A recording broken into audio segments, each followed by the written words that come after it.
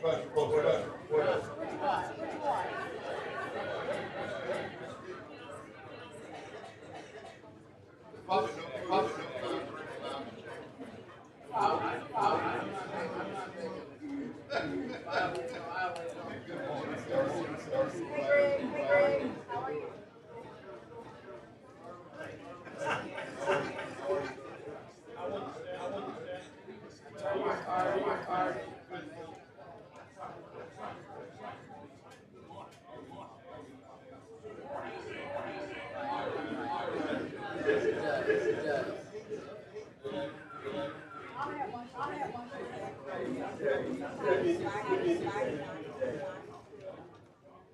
morning. Good morning.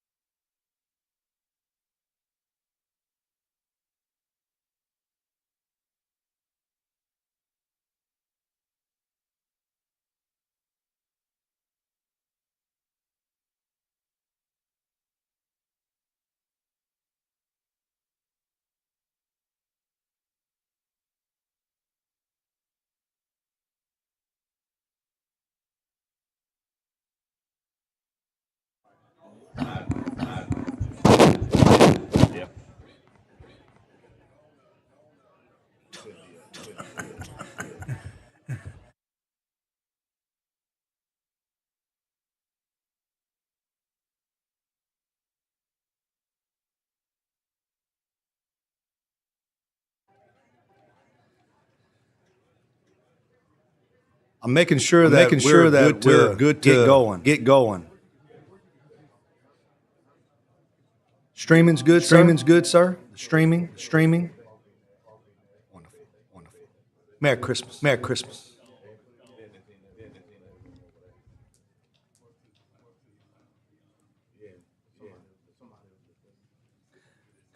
Members, if you could take your seats. We're going to try to get started.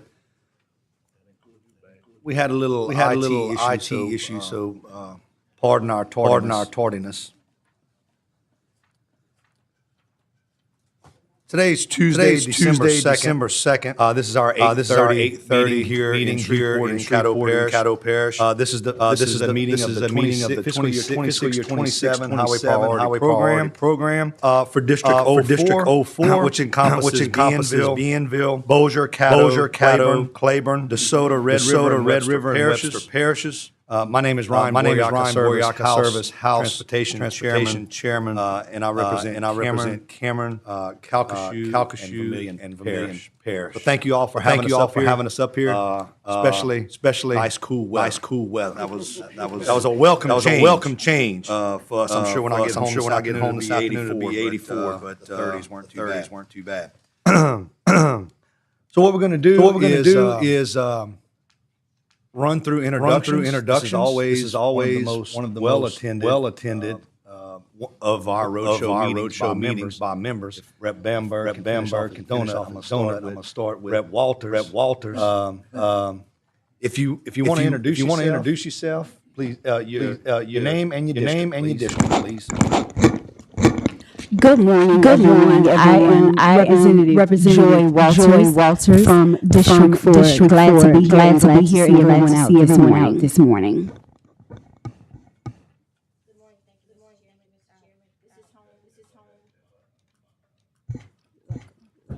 Good morning. Thank you, Mr. Chairman. Thank you for being here today. To my colleagues, thank you for being here in my home city of Shreveport. I don't think I have to say District 3. But thank you all. It's always good for the South to come to the North because the mileage is the same. Thank you all. Good morning, everyone. Representative Pat Moore from District 17, which includes West Monroe, Town of Ridgewood, and unincorporated Washita Parish Police Jury.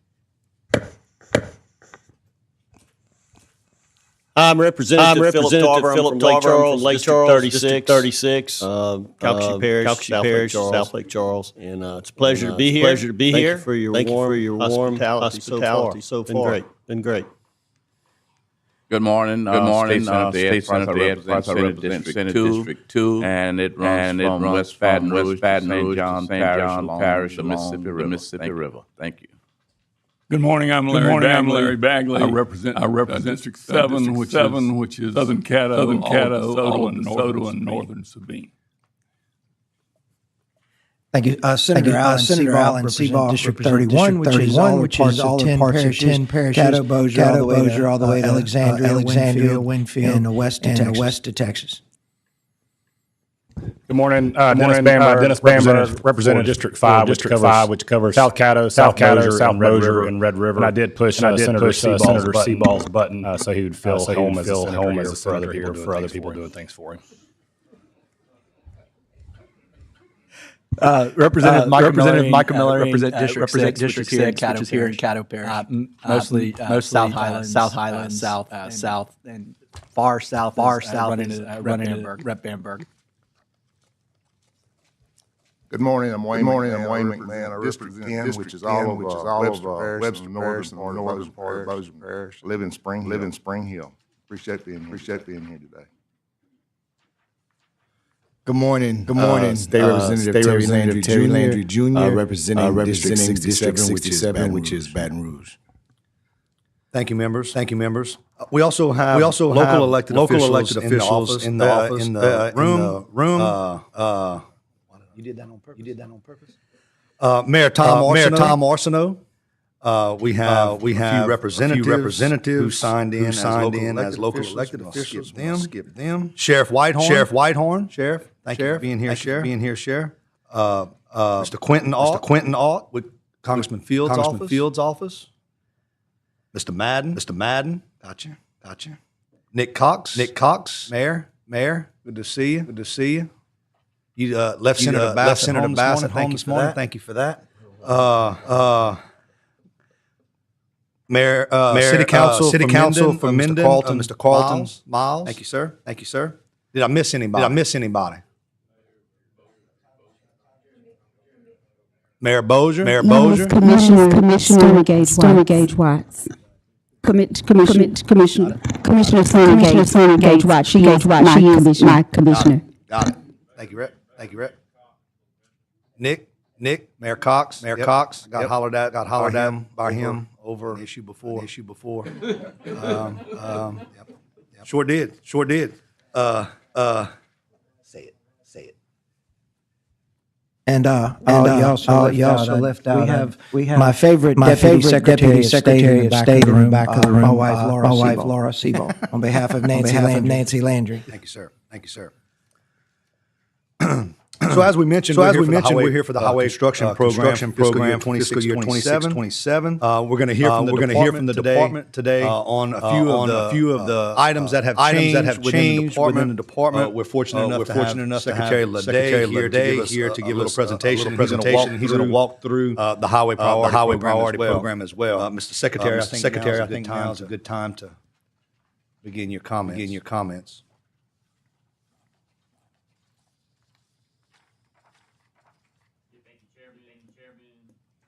Please introduce yourself for the record. Before Mr. Lewis pops me in the back.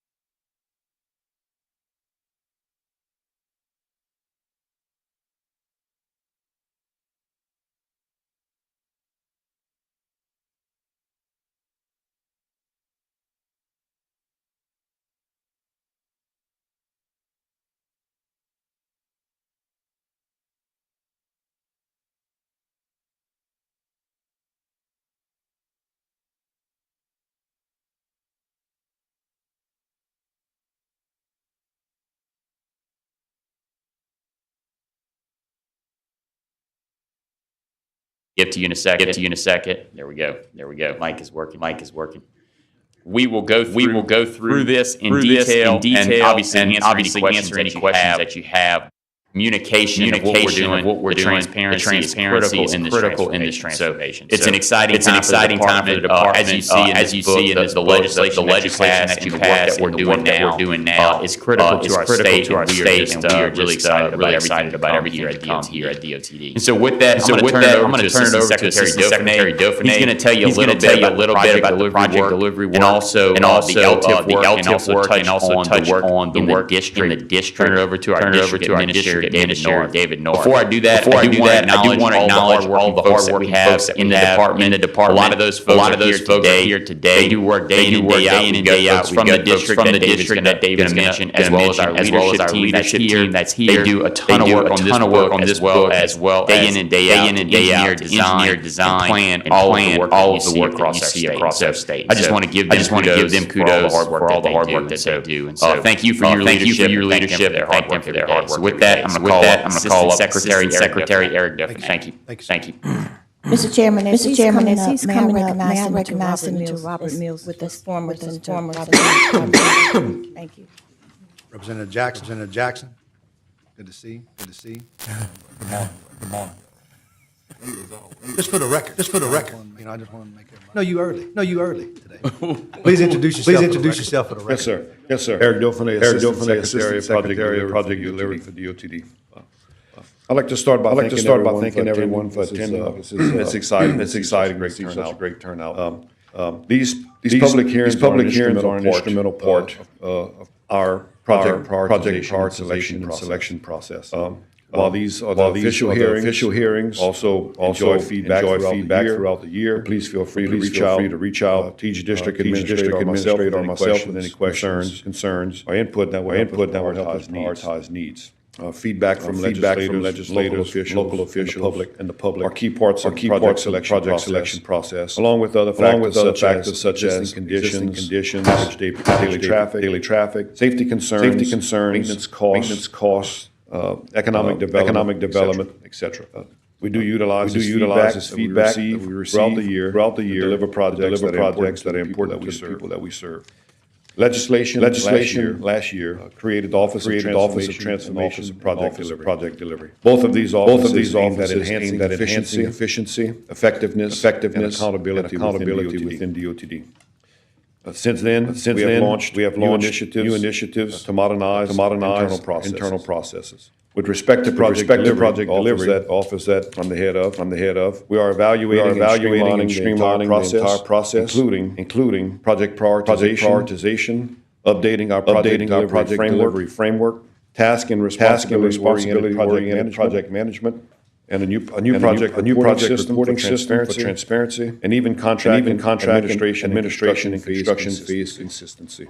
Essentially, our goal is to do three things. Clearly define our project priorities, establish a five-year living constrained highway priority program, along with ideas how to fund and resource projects, and then reform our project delivery process, provide more accountability and consistency from project inception all the way through construction. Another huge effort we have going on is with the communication of the highway priority program. Specifically more transparent communication. Communicating priorities, the risk associated with project development, challenges, and opportunities will foster more trust and collaboration among all stakeholders needed to deliver critical infrastructure projects. Aside from our internal process enhancements, another key component in the formula, perhaps the largest component, is funding.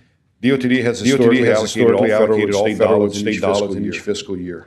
In the past couple of years, additional dollars through the Louisiana Transportation Fund, or LTIF, has helped advance the delivery of 100 projects, totaling over $530 million in roadway preservation projects alone. 62 projects advanced to delivery and construction on time, 2024, and another 37 projects this fiscal year. It's all on time, or ahead of schedule at this point. In addition to the LTIF funding for capital projects, each district received $7.5 million last year, and another $7 million this year in operational maintenance funds. Funding was spent on several typical maintenance responsibilities that we have, but also in-house crews use some of this funding to purchase materials to help maintain and preserve our existing system, reducing the assets that we have in deteriorated conditions, which ultimately helps stretch our capital budget. The continuation of these efforts will truly help deliver and advance essential infrastructure improvement projects and address a growing backlog of needs. So thank you to all legislators for the LTIF funding, for the trust and commitment. And I'd like to also say thank you to our design staff, construction staff, and our maintenance units. Let's see, district. I'd like to thank them for taking on the challenge and delivering all of these additional projects. The combined effort is truly making a difference across the state. Administrator for District 04, Mr. David North. He'll discuss some of the projects and accomplishments in a little bit more detail. Dave?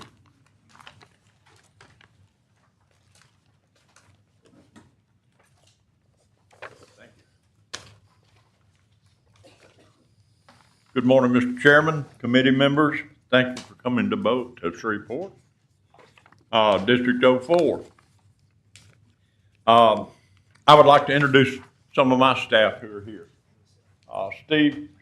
John Paul Jones. He's district design engineer. Steve Christner's area engineer. Philip Sturdivant is ADA of Design or Engineering. We got Jason Robinson, who is area engineer over in the east. I'm currently short one. We ran him off. No, he's retired. Quitter. And where's Aaron? There is Aaron. Aaron Buchanan, our public information officer. She does a fantastic job, as do the staff in 04. You, as legislators, have provided us with extra monies, and those monies have been put to very, very good use. In fact, I can tell you that you saved some lives doing that. And from the $7.5 million, we redid Highway 1, which is Uri Drive, from Southfield to Fort Humbug, Stoner Avenue. In Shreveport. We in-house laid 23.86 miles of roadway in small segments in all 7 parishes. We did a special application of material that is designed to reduce icing on our bridges, first in the state to do that. We striped 1,300 line miles of roadway with the $7.5 million. We did this is where you save lives. We had a problem on 220. During the construction of I-20, reconstruction of I-20 through Bossier, we have routed traffic around 220. All commercial vehicles are supposed to go that way.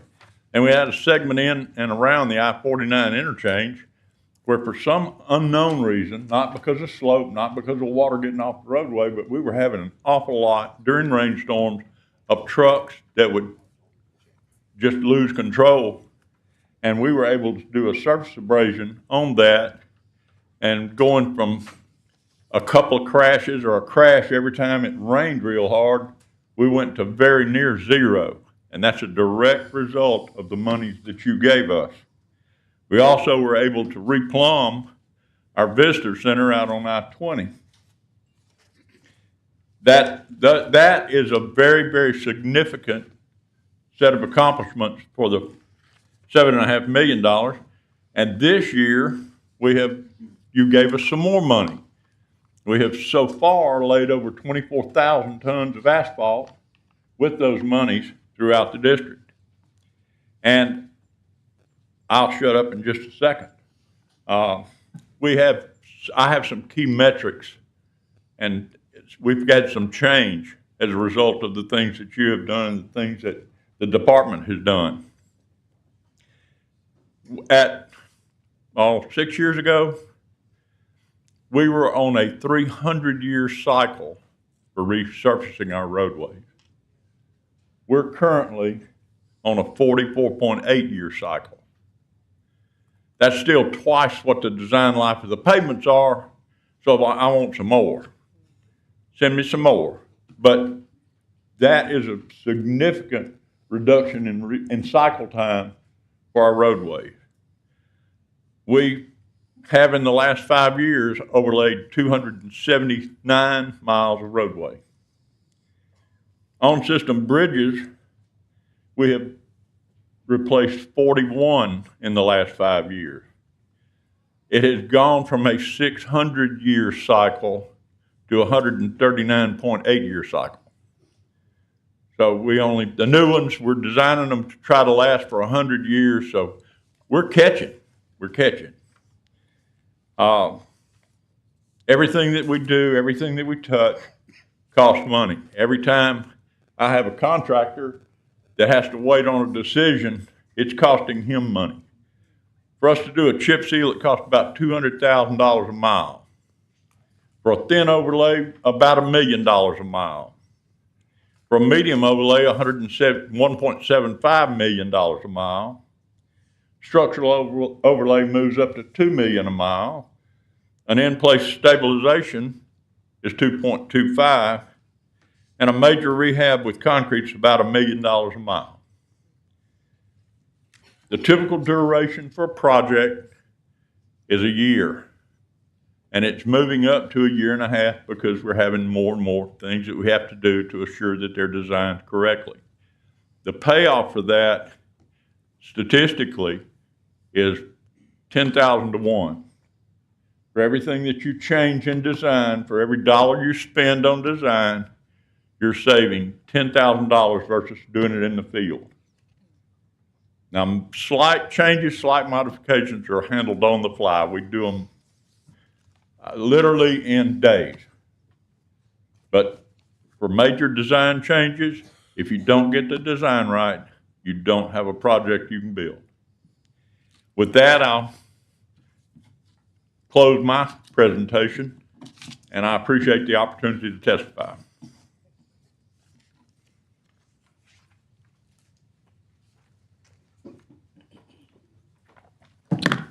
Thank you, David. As David mentioned, again, just thank you for the LTIF money, not only on the operations side, you can see that investment in action right there on the slide, but also just the work that we do on all of those projects that we testified on joint transportation. With these improvements at the DOT, we are on time and on budget on all of those projects. That's $500 million of work going on across the state, including District 04 right here. And so just really good work there. In addition to that, before we move on, just want to mention, a couple of the big, large mega projects that you see, the ongoing work here at Jimmy Davis. Obviously, construction is underway. We appreciate y'all bearing with us through these couple of years, but we've got great progress there. You can see the initiation of the new bridge there and the ongoing work at Jimmy Davis. In addition to that, obviously, we have we're closing out the completion of the great I-20 rehabilitation project. These are obviously multi-million-dollar projects right here in District 04. And so we've got some great work there. You can see some videos through this process. And so we've got hopefully an upcoming ribbon cutting here at I-20 for that great job that we'll be closing out here in the next couple of months. And so again, as David mentioned, a lot of work going on here in District 04. Obviously, that'll continue as you see that investment right here in the Highway Priority Program. But just want to showcase a couple of these mega projects before we move into the presentation. Thank you, Mr. Secretary. Yep. I just wanted to, again, Mr.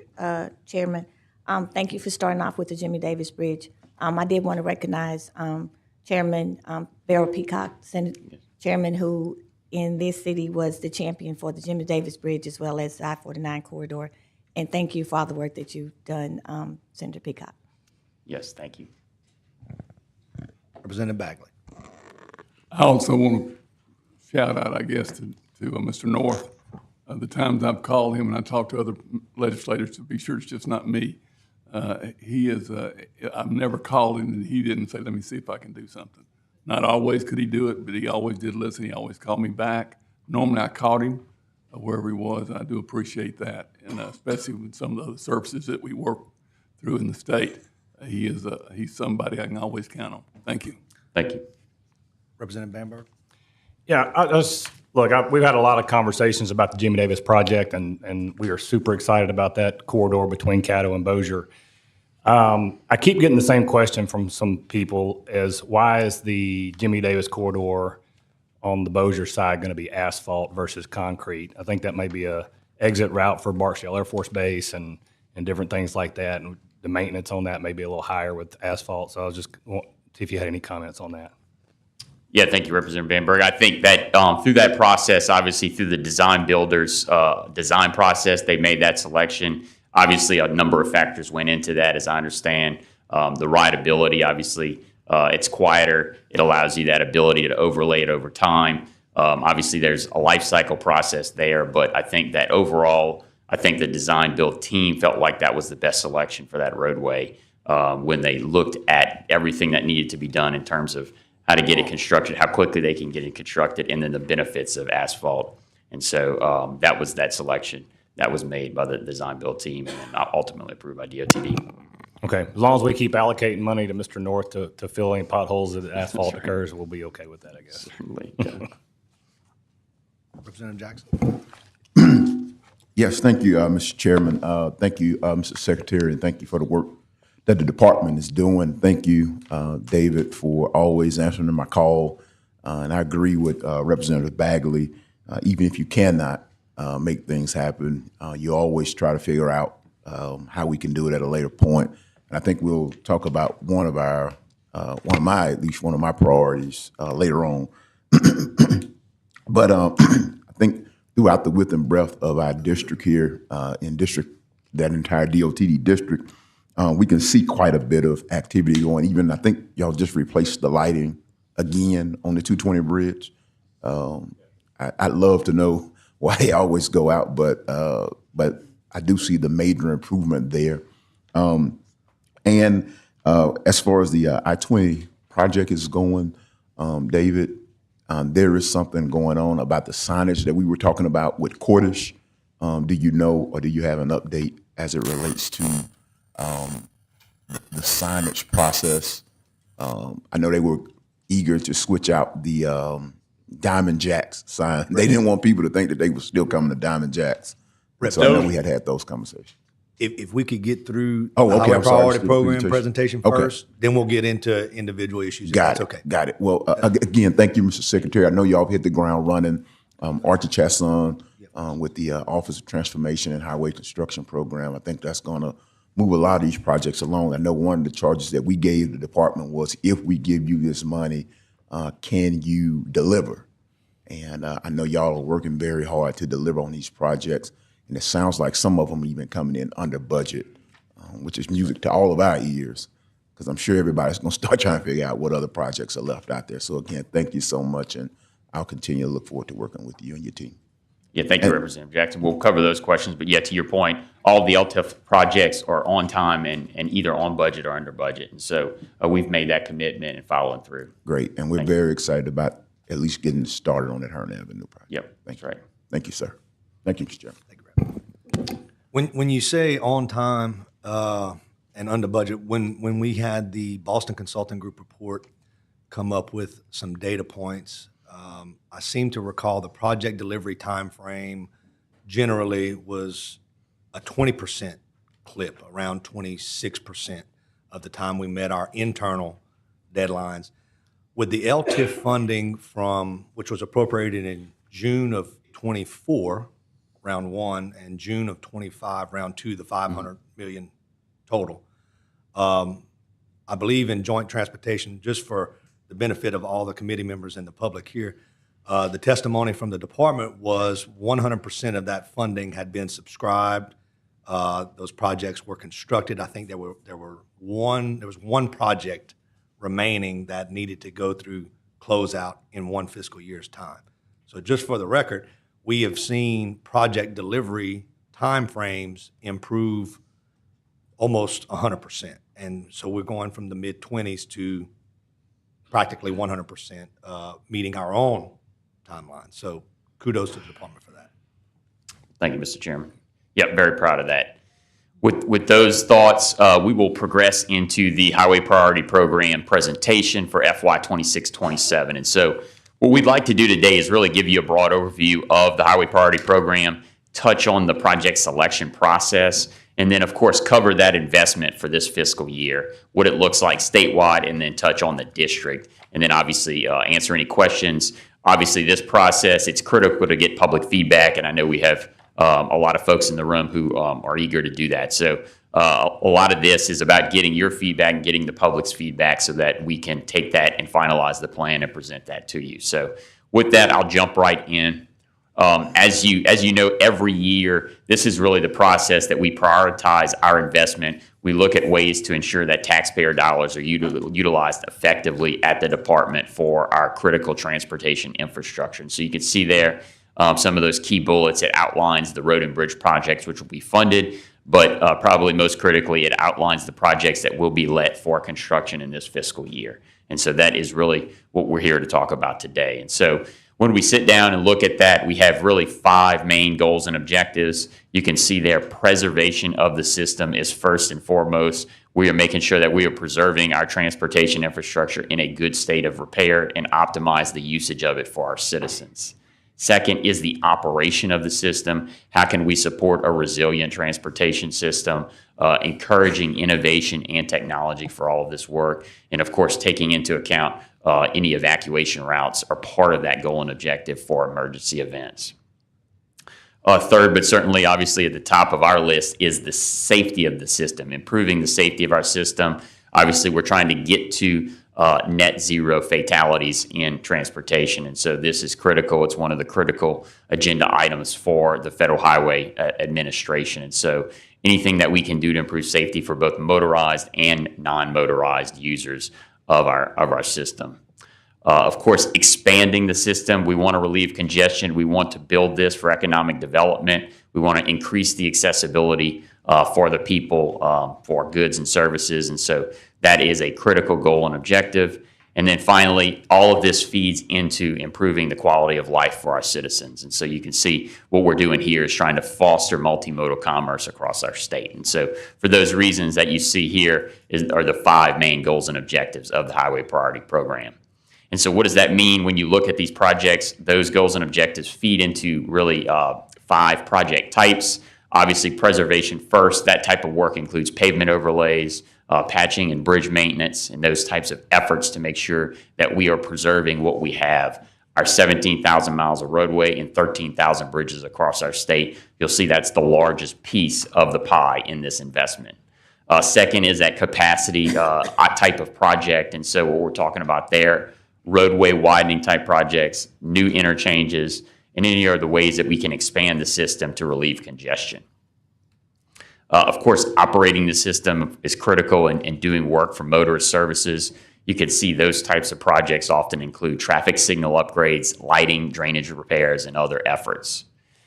And then obviously safety, as I mentioned, is critical. Those types of projects we're looking at intersection improvements, guardrail improvements, pedestrian and bicycle accommodations, anything that we can do to design our system and the geometry of it to reduce crashes and obviously reduce fatalities and improve the travel safety for our roadway users. And then finally, we have a miscellaneous category because we've got a number of projects that don't fall in these. You've got smaller repair efforts, you've got the road transfer program and other things that fall within this category. And so as you look at those projects, you see those icons, they will fall into one of those types. And then finally, the phase of the project. Obviously, as I mentioned, what's critical in this is trying to figure out which projects will be let and advertised for construction in this fiscal year. So you can see that primary category, that project scheduled for letting is where we are letting the project, advertising and awarding for construction within this fiscal year, FY 26-27. And if it's not in that category, it is in some sort of project development. So you've got the efforts there where we're looking at either designing or planning or going through the environmental permitting process. And so oftentimes projects will fall into that category as we're getting ready for the letting that would happen in future fiscal years. And then finally, projects that are awaiting funding. Obviously, we've got a number of projects. We mentioned a couple yesterday that we are trying to compile funding to get to an advertisement or a letting. Oftentimes, we're seeking federal grants to pair with our state dollars. And so they may be at some form of design where we're trying to finalize a funding plan that we can get to build that project. And so all of these projects will fall into one of these 3 phases. And so with that, that's really just a broad overview of what you're looking at here in this packet and in our annual Highway Priority Program. What I'd like to do now is really cover the process that we go through every year to make these selections. Obviously, with this transformation, we are constantly looking at ways to improve this, and so certainly welcoming any feedback this year and beyond, but also got a number of things that we'll be rolling out over the next 12 months to help to improve this as well as the transparency of this system. But with that, I'd just like to cover what is in this system. And so similar to what you saw in those goals and objectives, we always start with the objectives for prioritizing this plan. And so those 8 items that are listed in that revised statute 48-229.1 are really an expansion of those 5 goals and objectives. So bringing the highway system into a good state of repair, improving safety, resiliency, increased accessibility, economic development, intermodal connectivity, innovation and use of technology, protecting the environments are really just an expansion of those goals and objectives. And so when you overlay that on there, you can see how they fall into one of those 5 original category. So we always start with this as the basis for helping to identify and select projects. And so as we start that process with those goals and objectives, we often take all of the data that has been gathered and we start to analyze this. That's roadway and bridge conditions, the operations work that we're doing and the operations of the system, the safety, obviously looking at crashes and fatalities across the state and that data, and then the traffic congestion in our communities, taking all of that information and then talking to our stakeholders and getting input year-round. You can see the different avenues that we have that, whether it's through the public, state and local officials, MPOs, rural organizations, federal agencies, and other state agencies. We're taking all of that input plus the analysis of that data and helping to identify critical projects that can go into this plan.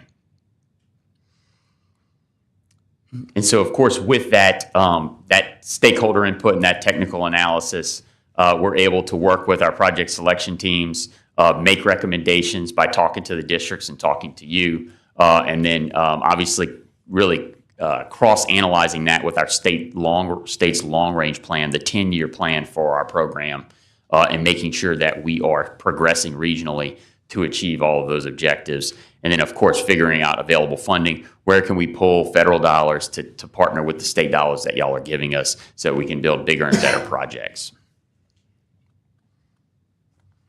And then this is really a summary of all of those factors that are considered. And so you see this list of 8 things. Again, it's just similarly what we just talked about, the condition of the roadways, the immediate need for improvement, the type and volume of traffic, population growth, economic development potentials, our crash records, evacuation routes, and the challenges that we have on all these projects. All of that information goes into that selection process. And so what does that look like in summary? This is really a good overview chart to showcase what that looks like. And so starting with the identification and recommendation of projects to assemble into this draft plan, we put that together and then obviously deliver that to the Joint Transportation Committee on October 1st, and that is the proposed draft Highway Priority Program. Obviously continue taking feedback until we get to where we are today, which is the annual roadshow where we can host these public meetings and get feedback live from the public and from yourselves. And then that will allow us to finalize the plan that we submit to you in the legislative session next year and get the hopeful adoption through both House Transportation and Senate Transportation. Yes, sir. How close are we going to stay on the priority plan that's here? Because when I first came here, we had a road that was supposed to be let that year, and it just got built last year. It's 10 years later. So we're not going to have that. That's a great question. That is the critical agenda item for Mr. Dauphiné and this transformation, is making sure what's in this plan is delivered every fiscal year. Obviously, we would love to get to 100% delivery rate. There's going to be right-of-way challenges or other things. And so, but certainly as the chairman mentioned, what we walked into with a system that had a 20 or 30 or 40% delivery rate, getting that up to exceed 90% and beyond is the goal and objective of this transformation. And so we're well underway. As an example, that LTIF, we are virtually 100% delivery rate, and we certainly don't want that example to ever happen again. Thank you. Yep. And so finally, what we all kind of wanted to touch on today is that investment. And so when we look at this plan, in summary, every year, we want to look at the investment in the transportation infrastructure in our state. And so you can see here by this pie chart and those numbers, this plan represents a $1.2 billion infrastructure investment. That is just the monies that are in our typical plan. Obviously, any non-recurring dollars that we get through HB2 or other means would only add to this. So last year, if we received those LTIF dollars, that would be in addition to what's in our HPP. And so when you look at that 1.2 of that pie chart, $913 million is allocated for construction. And so that's roughly $1 billion that will go on the ground, or will be let, I should say, for construction in FY 26-27. So that is a critical investment. And to your point, we intend to deliver that. That construction investment is really 302 projects that will be let for construction.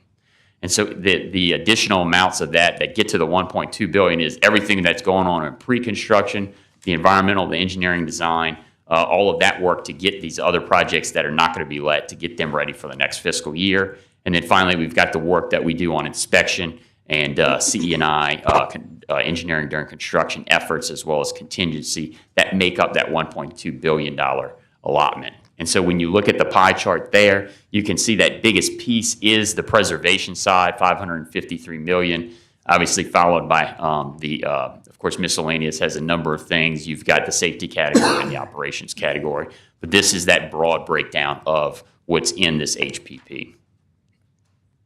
When you look at each individual bucket, just want to highlight a few things. On the preservation side, obviously we've got both interstate and non-interstate preservation. On the non-interstate system, you've got both non-federal aid, you have the National Highway System, as well as the Surface Transportation Program, our state's transportation program.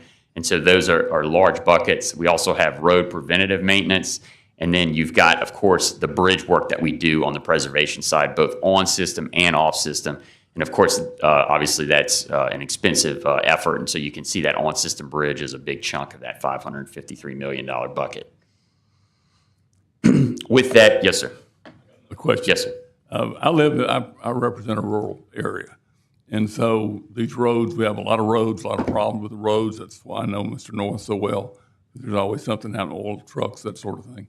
Another problem I have is when it starts to warm up, grass is going to grow.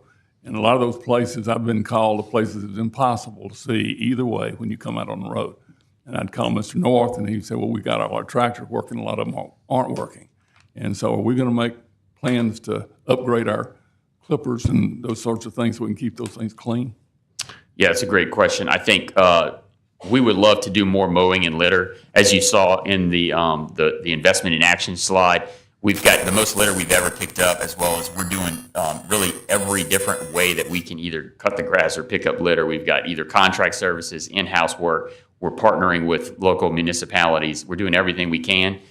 We would obviously love additional investment there because that will allow us to do all of those things. I think we've got really all means that we're looking at to get it done and be as efficient as possible. The money that y'all gave us last year was critical to that, but I think that we'll be talking next session about any additional investments that we can make in both mowing and litter pickup because obviously those needs are great across the state.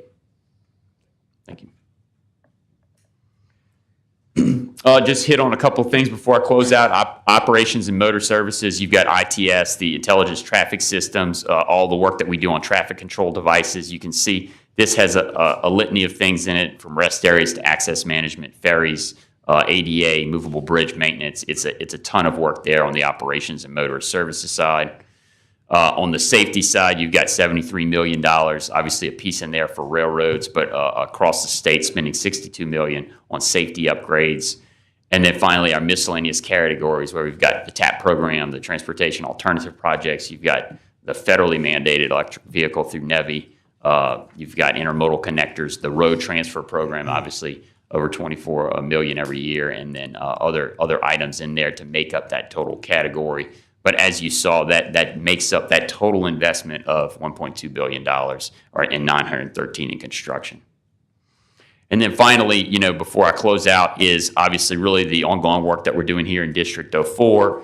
We've got 29 projects in this Highway Priority Program. You can see the one that will be let for construction this year. The others are in development. You can see all of those details in this book, as well as we've got some great one-pagers for the public, as well as a map here that you can get on your way in. And then you've got that overview here that we're trying to do a better job of communicating this in this process. And so that makes up that total investment for this fiscal year 2026-27 Highway Priority Program. And so with that, Chairman, that'll close out the presentation. Just want to say thank you to the legislature and your leadership, not only in the legislation to tee up our transformation, but also, again, for that investment. I think you've heard it today. That goes a long way to the work that we're doing across the state, and particularly here in District 04. So thank you. Thank you, sir. And I think for the benefit of the citizens and business owners in Northwest Louisiana, they need to be well aware that their delegation fought diligently for this infrastructure money. If you have other needs across the state, in a previous life, you were with the Coastal Protection and Restoration Authority. I do believe that surplus dollars are eligible for coastal restoration expenditures, and I do have a coastal district. You're competing every single year. So if your delegation hears you out and understands your needs for road and bridge infrastructure improvements, I think it's critically important for them to understand your priorities and then try to work with the legislature. And so it's not really that easy to go to Baton Rouge and pull all this money when they have competing interests. And so I think it's important for you as the public to continue to voice your concerns and your support for infrastructure funding. Thank you, Mr. Secretary. One question. Question? Representative Phelps? Thank you. Before you leave. Mr. Secretary, do you mind, the I-49 corridor is really important here. I briefly mentioned it to you. But will you just give a status on the suspension of the funding from which tax is it, the fuel? The vehicle sales tax? Yes. Yes. Just an overview on where we are, when that will resume, whatever you'd like to share, please. Yeah, that's great. Yeah, thank you for asking me that. So I-49 is obviously critical. We came up here a few months back to talk about the process. We are right now in the environmental impact study process. That is progressing well. We were able to get that unstuck. There were a couple of hurdles there. We worked with FHWA and their federal sister agencies on that. We did go up to Washington to talk to FHWA on that process to make sure that we stay on schedule, and so that is moving along. We are hoping to have the draft EIS later this year, early next year, that we will publish and then have a public meeting. And then from there, it would continue in the process to get public feedback, ultimately with the goal of concluding that study with a record of decision on that alternative next year. And so that is moving forward. And so we are making sure that we obviously deliver on that project and work with FHWA and the federal agencies on that effort. And so we did talk to FHWA in Washington, D.C. about that critical project to make sure they understood the importance of it. Thank you so much. So what I hear you saying, there is another environmental study going on, whatever number it is, because there have been quite a few before us. And two, this is in reference to the alternative route. Yes, so I think the environmental study you're referring to is really a continuation of that same effort. So as you mentioned, so it's been going on. I did make sure to notate, so FHWA is in the same process that we are. They understand that, some of our large projects have been in the environmental study phase for over 2 decades. Yes. Calcasieu took 25 years. I let them know that both I-49 North and South have taken over 20 years. Mm-hmm. And so they understand that's not acceptable, and neither do we. Obviously, there's some challenges on all of these efforts, but that time frame is not acceptable. So they understand that, and they want to help us get to a conclusion on that study. Through that process, we look at all the alternative routes, and both FHWA and DOTD make recommendations on that. That'll be coming soon with the release of the draft EIS and ultimately that public meeting. And so we'll go through that process, get feedback on that before ultimately a record of decision is made on that alternative. Okay. And so once that's done, then you'll have a completed environmental impact statement. Well, thank you for your your getting in and addressing this issue so quickly in your new role. But I appreciate it very much. Certainly. And then to your point, the vehicle sales tax was suspended for 2 years, mm-hmm. and that'll go back to those projects that it was originally dedicated to, including I-49. Thank you. Thank you. Thank you, Secretary. Appreciate it. Thank you, Representative Phelps. Okay, we're going to get into the most important part of the meeting for the committee members, and that's hearing from you, from the public. And so we will start with the public comment period. We have quite a few cards, and so we're going to try to keep your comments concise and on to highway priority program and transportation, minus a couple port discussions. I'm sure we'll have it, at a random part of the meeting. Mayor Tom Arsenault, kickstart with you. Thank you, Mr. Chairman and members of the committee. I want to publicly thank the legislative delegation from Caddo Parish. They do a great job of listening to us and helping us to deliver projects, including transportation projects. I want to specifically, it's not a DOTD project, but they secured funding for the Linwood Bridge, which has been out of commission for several for several years. I want to express my appreciation. I do have some written remarks. I'm going to go very briefly. I would like, Mr. Chairman, if you would make your copy of a part of the record of these proceedings. And I have several copies. I hit most of you on the way in, didn't hit all of you there. Our priorities as we look at this are, first of all, I-20 lighting. That is our highest priority. On the eastern side of the I-20 project, all the lighting has been redone. Most of the lighting on the western side of I-20 is not included in that project, and that lighting dates to the mid-1960s, and so we have lots of issues with that, and we would like to see that funded. The citizens of Shreveport did pass a bond issue in 2024 that includes some matching funds for that, but we would really like for you to consider increasing that funding so that we could have the lighting along I-20. Second, I-49 in the Southern Loop. I'm sure most of you have seen that. That is a very congested area, and it's very dark and dangerous, so we would like to see that included. I-49 is now over 30 years old, and that means that the sound wall is over 30 years old for a lot of those residential areas. So I would appreciate it if you would consider repair of that sound wall along the residential areas as a high priority. 70th Street from the Red River to I-49, that's a very busy state highway.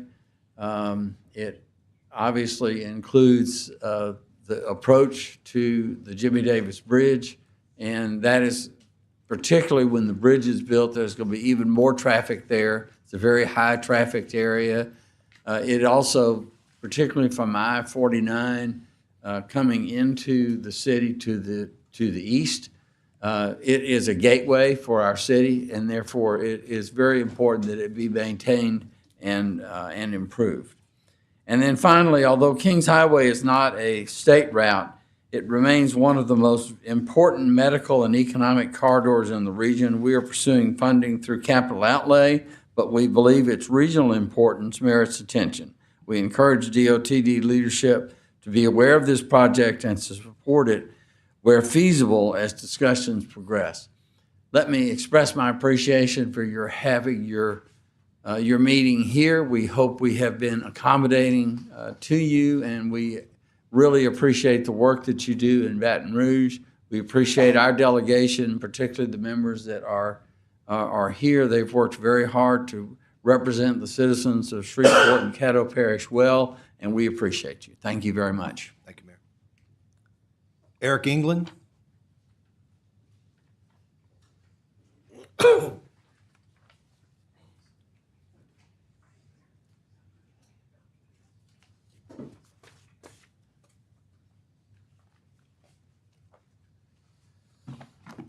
Mr. Chairman, member of the committees, I'm Eric England, the Executive Director of the Catawba Parish's Port Commission, 6000 Doug Attaway Boulevard, Shreveport, Louisiana, 1115.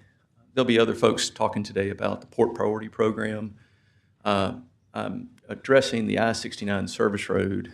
Our state, as you know, is blessed with a comprehensive system of transportation infrastructure. We have pipelines, rails, roads, and of course our waterways, both are rather coastal, inland, and deep water.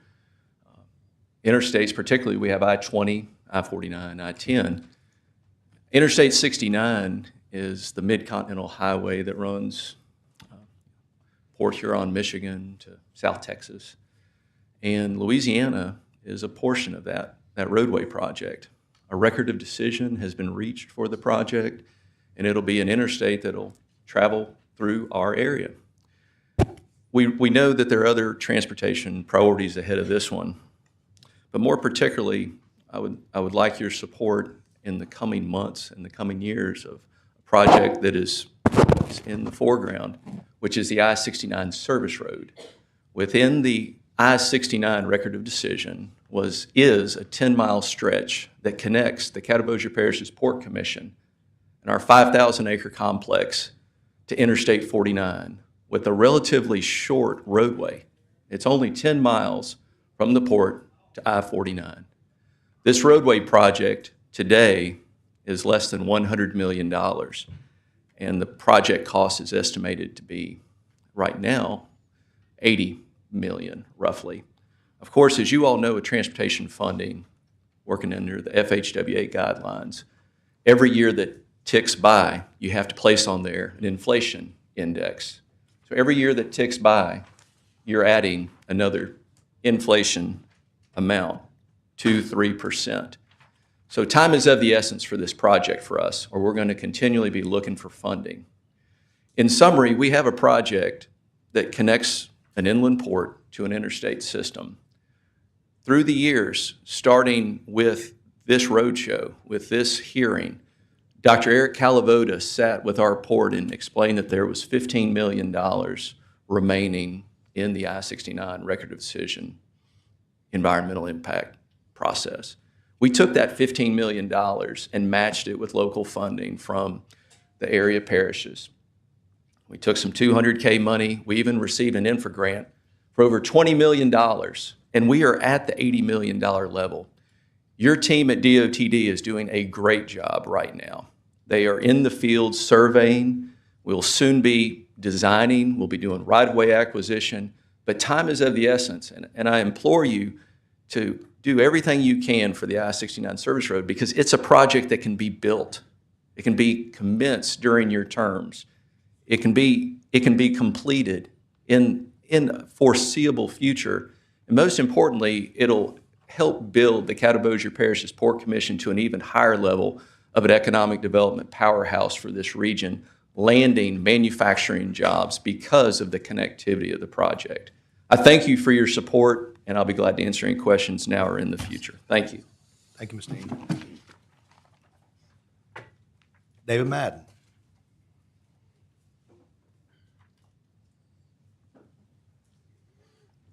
Good morning, Mr. Chairman, elected officials.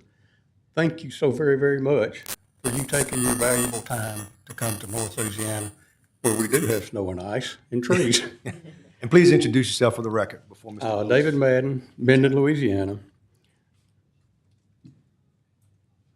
Your DOT headquarters officials, Secretary Leday, Deputy Secretary Dauphiné, I'm here more to give you a personal opinion that these men are transformative. The Boston Consulting work that has been going on to transform DOT from a 20% delivery group to almost a 100 is a direct result of these men's efforts, and also the efforts of David North in District 04 that is so well represented. Those men and ladies are doing a fantastic job. One of the keys that y'all need to take away is your LTIF money. You ladies and gentlemen control that. It's not hung up with the federal government. They are delivering what you all sit down at a table and jointly decide you're going to produce in a year. Your LTIF funding is wise, and it is being judiciously spent for the citizens of Louisiana, and I am thankful that the process can be moved forward into where it's state dollars and federal dollars. Gonna take a little more work, but these ladies and gentlemen are on the cusp of truly transforming your highway system that you can have trust in. Your preservation system, I work in multiple states as a highway contractor, and Louisiana's preservation system design metric produces a better ton of asphalt or bridge repair than the state of Texas. Texas has more money. Louisiana has better engineering. Take that to heart. Trust these men and ladies. Your LTIF is working. I want to give a shout out to the massive reconstruction of I-20 through Bossier. like I said, I am a highway contractor, but I have zero work on that project.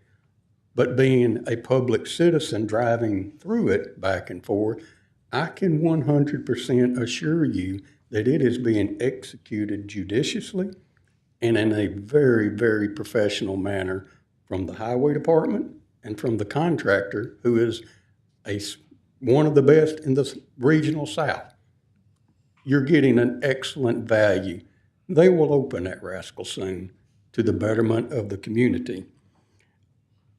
Last thing on what drags projects out so much, it's the environmental and the traffic studies that go on and on and on. You as legislators, y'all can address that within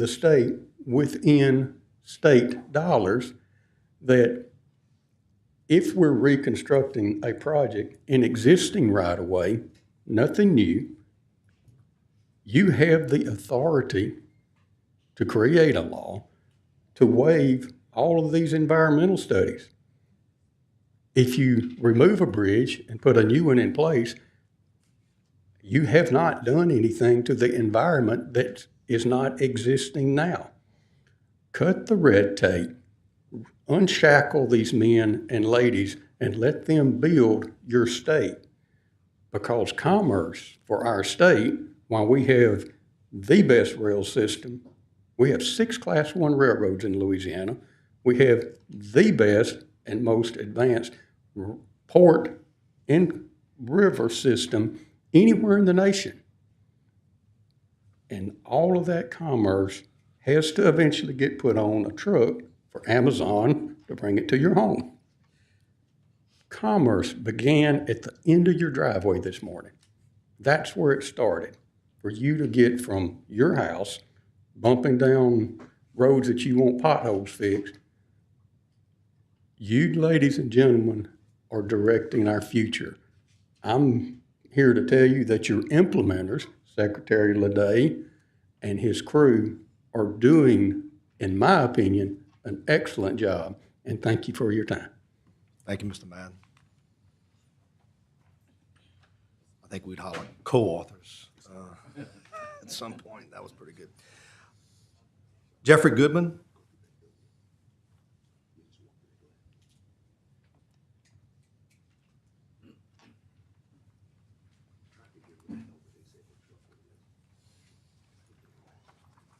Good morning. Thank you all for this opportunity. Appreciate it. I'm Jeffrey Goodman, CEO of the Committee 100. I'm just going to read a short thing. I promise I won't take a ton of time. On behalf of the Committee of 100 Shreveport-Bossier, I want to request your assistance in addressing several needed improvements along the I-20 corridor between the Monkhouse Drive interchange and the Greenwood Road interchange. This stretch of interstate serves as a key gateway not only into Shreveport, but into the state of Louisiana, shaping the first impressions of visitors, residents, and prospective investors. We ask for your support in prioritizing the following improvements. Rehabilitation from Monkhouse Drive to Greenwood Road, including the following: removal of the chain link and razor wire fencing in front of Independence Stadium and the State Fairgrounds, and replacement, if necessary, with a more durable and aesthetically appropriate alternative. Replacement of existing sound barrier walls and installation of additional walls where needed. Upgrading lighting to fixtures that are reliable, attractive, and capable of incorporating changeable banners. Installation of signage that highlights the cultural value of the city and provides clear directional guidance to key destinations such as Shreveport Regional Airport, Barksdale Air Force Base, the State Fair of Louisiana, Independence Stadium, Willis-Knighton, Ochsner LSU Health, CMIT, and other major institutions. landscaping enhancements, including an irrigation system to create a welcoming and distinctive entrance to the city. Regular cleaning and maintenance to ensure the roadway is free of litter, debris, and overgrowth. These efforts will also complement the current initiative to improve the Monkhouse Drive corridor from I-20 to Shreveport Regional Airport, demonstrating state alignment with local priorities and a shared commitment to strengthening the economy and quality of place in Northwest Louisiana. Thank you all for your time. I appreciate it. Thank you, Mr. Goodman.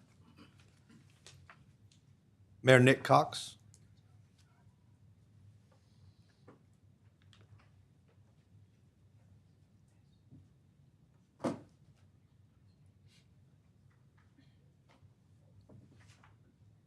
Chairman, committee, good morning. I wanted to take a moment and just make a few comments.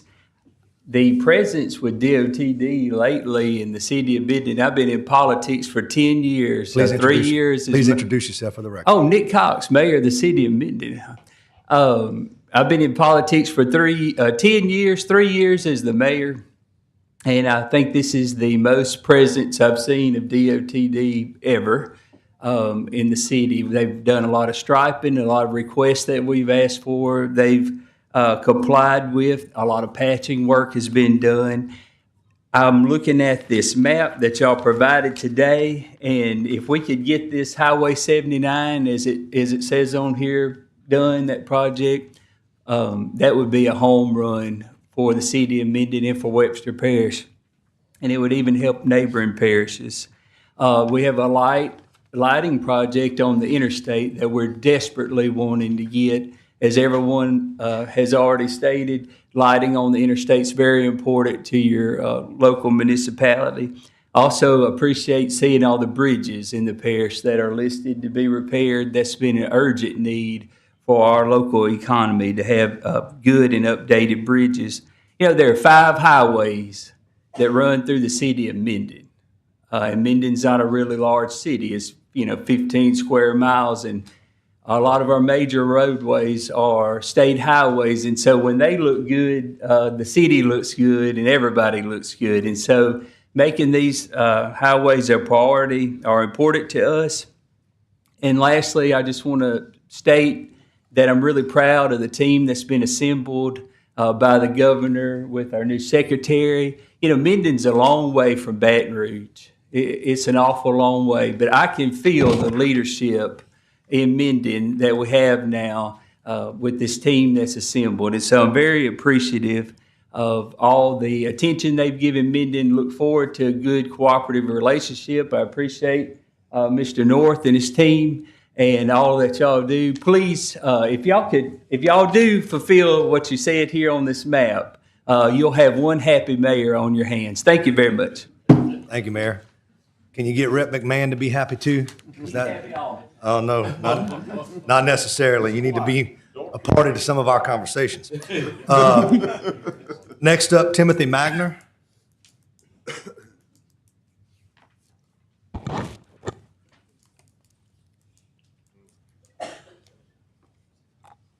Good morning. I'm Timothy Magner. I'm the president of the Greater Shreveport Chamber of Commerce here in Shreveport at 400 Edward Street. First of all, I want to thank you all again for making the time to come to our area. It always warms our heart to see the effort that you all put into supporting our community, especially with transportation dollars and infrastructure. And as was mentioned, the investment that you make in our area doesn't just impact our community. We are a gateway to Texas and to Arkansas for the state, and the commerce that flows through our roadways impacts the rest of the state directly. And so I want to thank you for your continued support of the I-49 Intercity Connector. I want to thank the Secretary in particular for his efforts in Washington most recently. This is a critical project for us to continue to expand the capacity that our community has for commerce in our area. And so we want to continue to, the business community is united in support of that project, and we want to see that proceed next year, as the Secretary has indicated. We also want to thank you for the investment that you've made in I-20. That work in Bossier and in Shreveport is critical to that gateway. I want to echo the mayor's request for additional lighting and other improvements along that roadway, because that gateway is, again, a significant opportunity for us to not only welcome people to the state, but to be able to move commerce through that as well. Finally, I'd like to encourage us to look at the 3132 loop.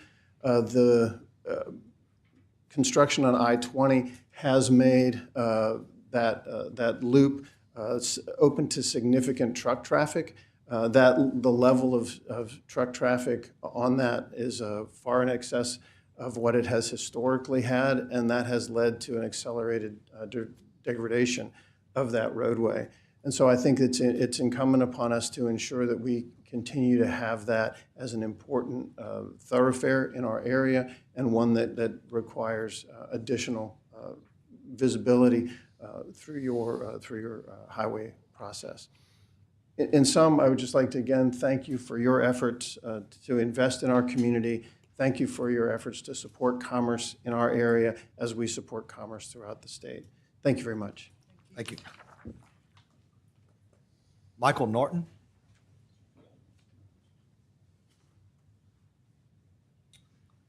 Mr. Chairman, thank you. Committee members, thank you. My name is Michael Norton. I'm the parish administrator for DeSoto Parish Police Jury. I come here, I'm probably echoing some words I've said at the legislature for the past 2 years, talk to you guys about the rural roads, our roads in DeSoto Parish. It's our responsibility as a police jury to maintain, just in DeSoto Parish, over 780 miles of roads. Now, I also do appreciate the work we have with DOTD, because David North and the Secretary, they've done excellent work through Mr. Bagley's help.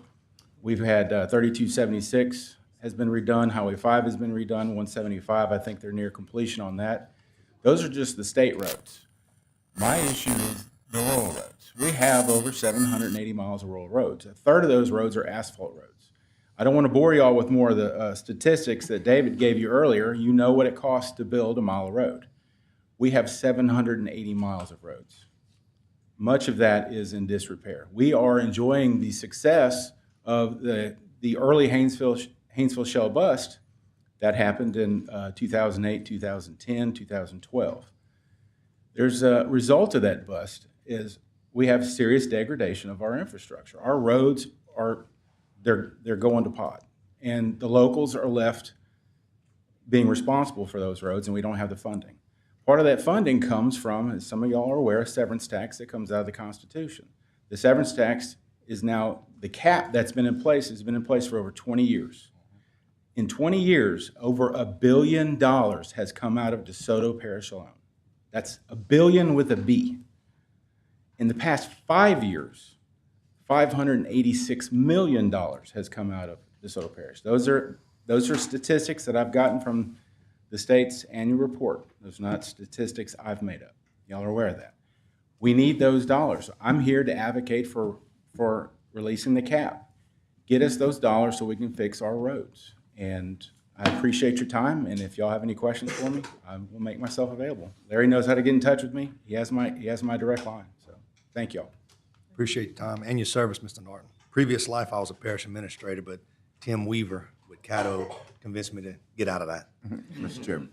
We'll get to do this instead. Representative Jackson. Mr. Chairman, thank you. I just wanted to recognize, and she just turned in a comment card, Cattle Commissioner and Commission President, Madam Stormy Gage Watts, and she didn't want to speak, but she did just want to add her comments to the record. So I want to make sure I acknowledge her as well as. Thank you, Representative Jackson. Thank you, ma'am. Got it. J. Kent Rogers.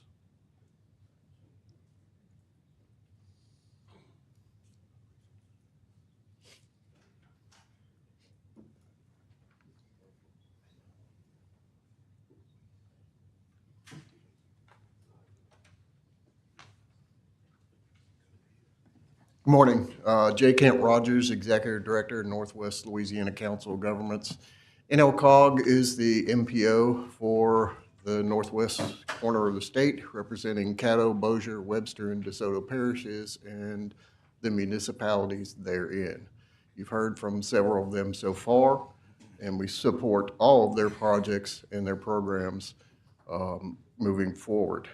We do have a couple of projects that we want to stress the importance of and the need for. That, of course, the largest one being the I-49 Intercity Connector. You heard comments from the Secretary of meetings that have been held over the last month or so with Federal Highways, especially in the DC area, trying to move that project along as quickly as possible. There has been an unfortunate roughly 42-day closure that has impacted our schedule with that. We are still hoping to get that draft out within the next month or so that we can keep that project moving and moving along as quickly as possible. With part of that is also the need for the funding. We know there's been some BP oil money allocated towards the program. There's the Unclaimed Properties Fund, which has a little bit of money still left in it for 49 North.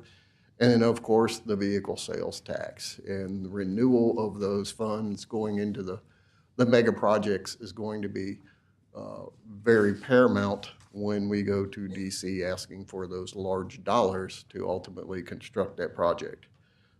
You also heard from Eric England. The port is also a member of the MPO on the I-69 service road project. That is a very important connector piece from the port to 49 to help move the commerce and truck traffic and other intermodal traffic in and around the port facility in our area. And last but not least, US 371 in Webster Parish. There's a widening up around their industrial park and also access to a very large four-wheeler park in the area that has a lot of incidents whenever they have their festivities there.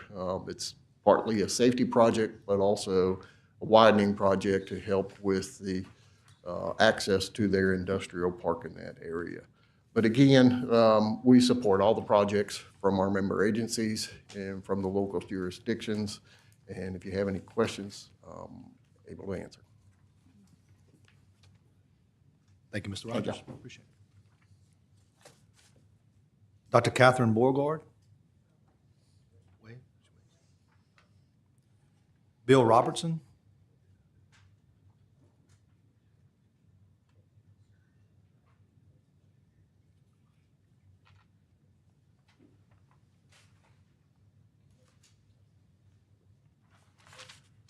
Thank you, Mr. Chairman and members. Mr. Chairman, I saw you, I believe it was last year in Bossier City, and you told me how to pronounce your last name, but I didn't remember. That's okay. You could call me just about anything and I'd answer to it. I promise. Say it for me if you would. Boryak. One more time? Boryak. Boryak. You can call me Boo-Ray. That's good. That'll work. Yeah. Boo-Ray. Very good. Yes. Well, thank you, sir, and welcome to North Louisiana.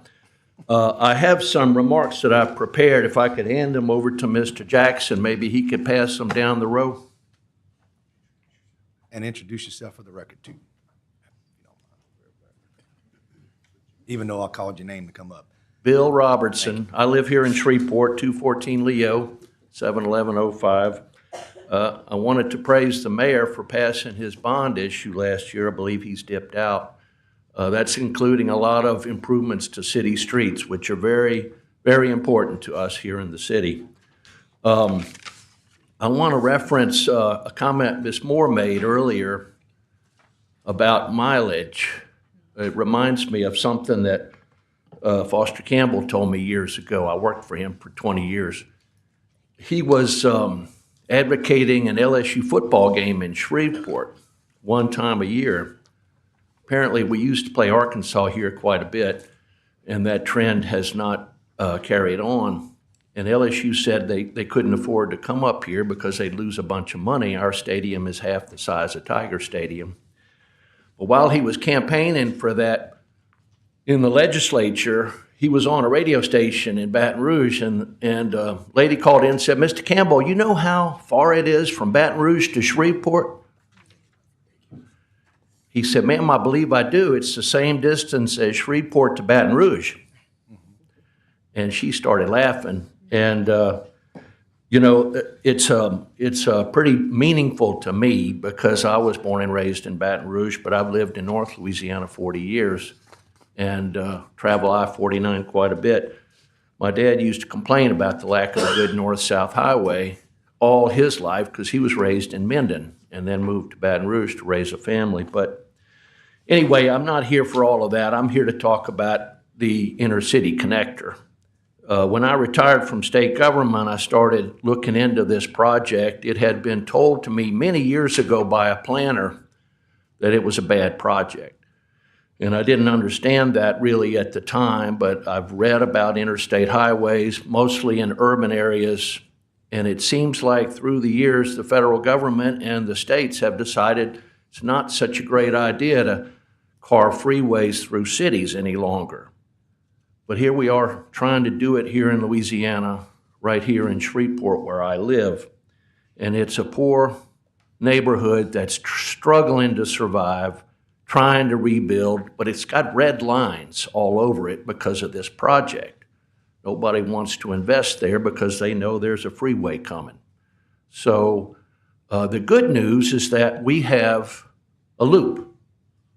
3132, which is a state route, connects with 220, federal route, and it's a great way for people who are traveling through Shreveport, not local traffic, but through Shreveport from south to north and north to south, to go about their business without the state coming in and gouging a huge elevated freeway right through our inner city. So that's kind of where my comments go today. I want to focus in particular on the money, and that's where my remarks are mostly centered, the written remarks. The project is estimated at $1 billion, and it's 3.5 miles of road, so it's going to be a very complicated and costly project for our state. And the federal government is in deep trouble financially. We have a large national debt, ongoing budget deficits. The fiscal 25 deficit at the federal level is $1.78 trillion. The total national debt tallied up just last month was $38 trillion. That's the federal government. The state government, which all of y'all represent, has a $16 billion shortfall right now. That's $32 billion in assets to pay $49 billion in bills. And that doesn't include unfunded pension and retiree health care liabilities for folks like me who retired from state government. So all of that adds up to a D as in dollar, rating for the state's fiscal health. And finally, the city. And my remarks focus primarily on what the connector project is going to cost the local governments. And because of this pressure on the feds and the pressure on the state, it's likely that some of the bill for this project is going to fall on the local governments. Well, let's just take Shreveport as one example. Just earlier this month, in November, Moody's Investor Service downgraded the city's bond rating to its lowest investment grade credit rating. And that was based upon growing operational expenses and extensive capital needs. So when the state picks a route for the connector and goes to the people of Northwest Louisiana, the city of Shreveport, the city of Bossier, DeSoto Parish, Webster Parish, et cetera, and says, y'all been advocating this road for a long time. How about putting your money where your mouth is? That's going to be a shock for them. That's going to be a shock that they're not anticipating. Now, they're advocating the road, but they're probably not putting money away for it. So I want to try to lighten your load. I want to make Mr. North's job easier. And there's a handy little saying, fix the bad before you add. So the connector project is something you can delete from your schedule and save the taxpayers of this country and this state and these local governments $1 billion. and we already have a loop. Thank you. Thank you, Mr. Roberts. D. John Perkins.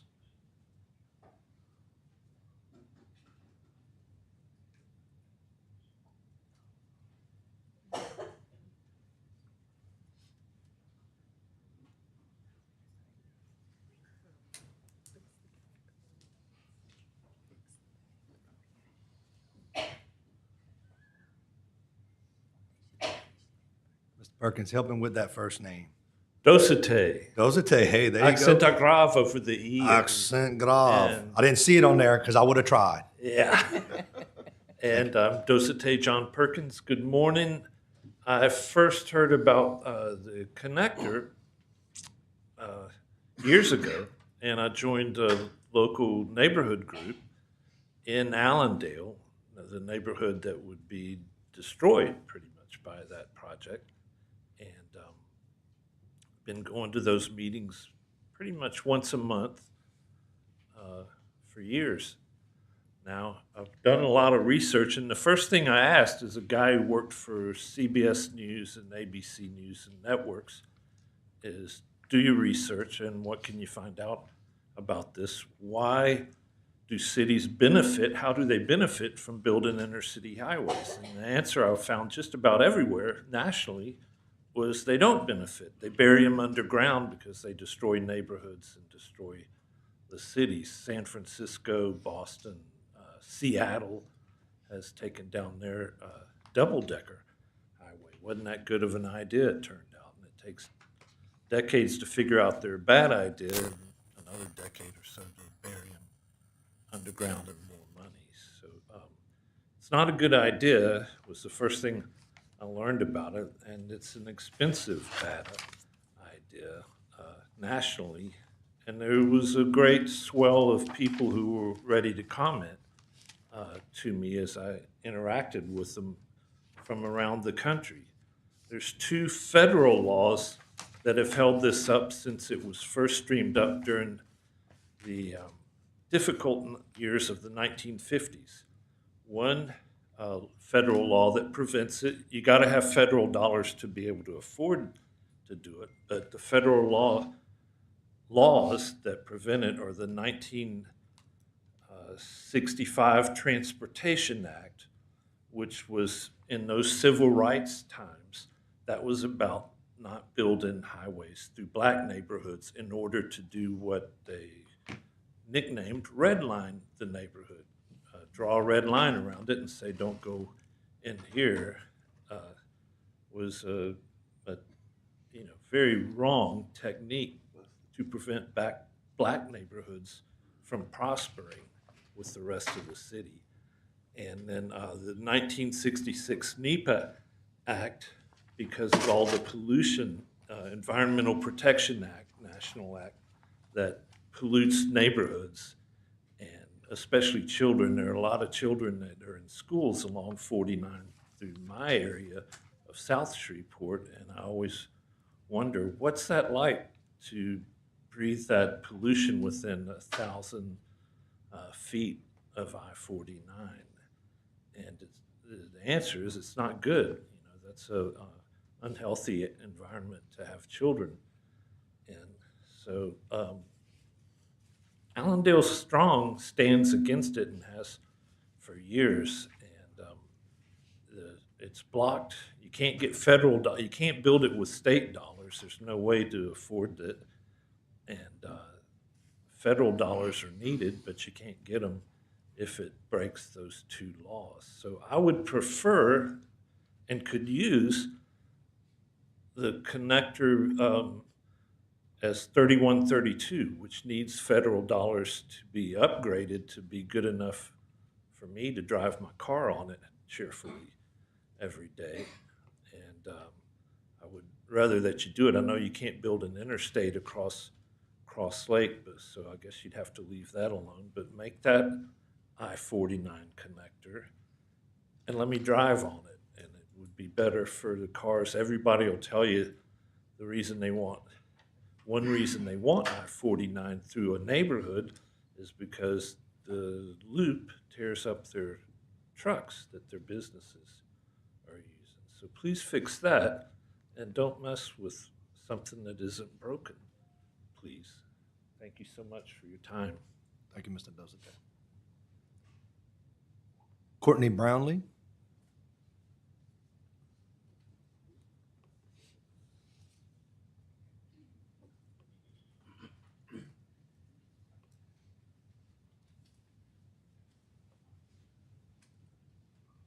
Good morning. Morning. Chairman and elected officials.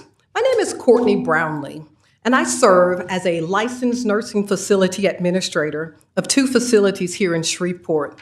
Booker T. Washington Skilled Nursing and Rehabilitation, located in the Cedar Grove community, and Shreveport Manor Skilled Nursing and Rehabilitation, located off of Old Mansfield Road.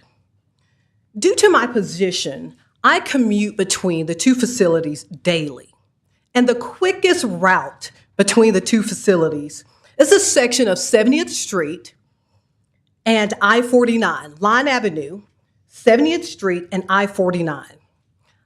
I refuse to travel this route due to the conditions of the road. Due to my frustrations with the infrastructure, I emailed Representative Phelps back in September, and we spoke about my concerns.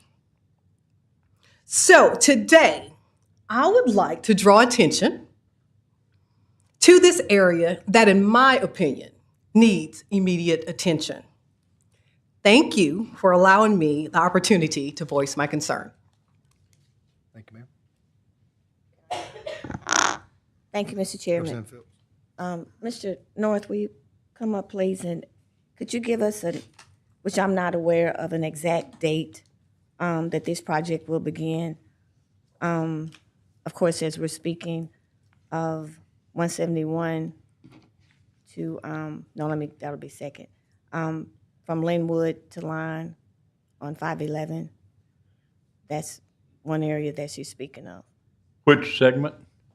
Linwood on 511, Linwood, East 70th to Line. Linwood to Line.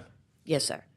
That is currently under contract, and it is part of a group of projects that is under the contractor's control for scheduling. It is actually underway now. Okay. And I know we've been told that, but what is the exact start Hold on date? just a second. That is correct, isn't it? That project's been let? Yes. So, let for bid? It's already been bid. It's already been awarded. So when will it begin? I was asking, can you tell me exactly the start date or month? Because this is the 1st of December. When will the project begin? I can find that out for you. That'll be helpful. But that is part of a multi-segment contract. Let me see, I got it here, I No, think. and I understand, because I have another piece to ask you about. I think I have it here. This is the exit off of 49 and East 70.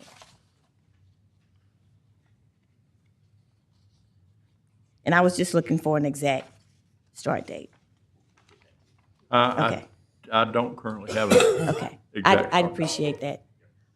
So are we speaking of, let's go to, on the other side of 511, on the west side, Juella to Hearn, which is 171. Yes, Do we have any idea when that project will begin? yes.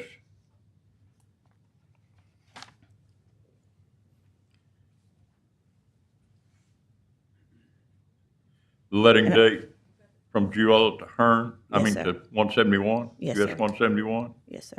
The letting date was 10/2/25. Okay, so what's happened in a month? It normally is 60 days after a project is awarded before the actual construction. During that time, the contractor has a chance to mobilize and finish out finalize his contract paperwork, all the different submittals that have to come in.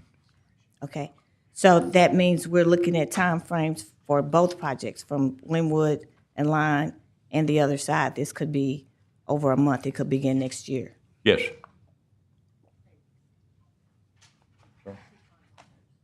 The pre-con for that, pre-construction conference for that project is on Thursday of this week.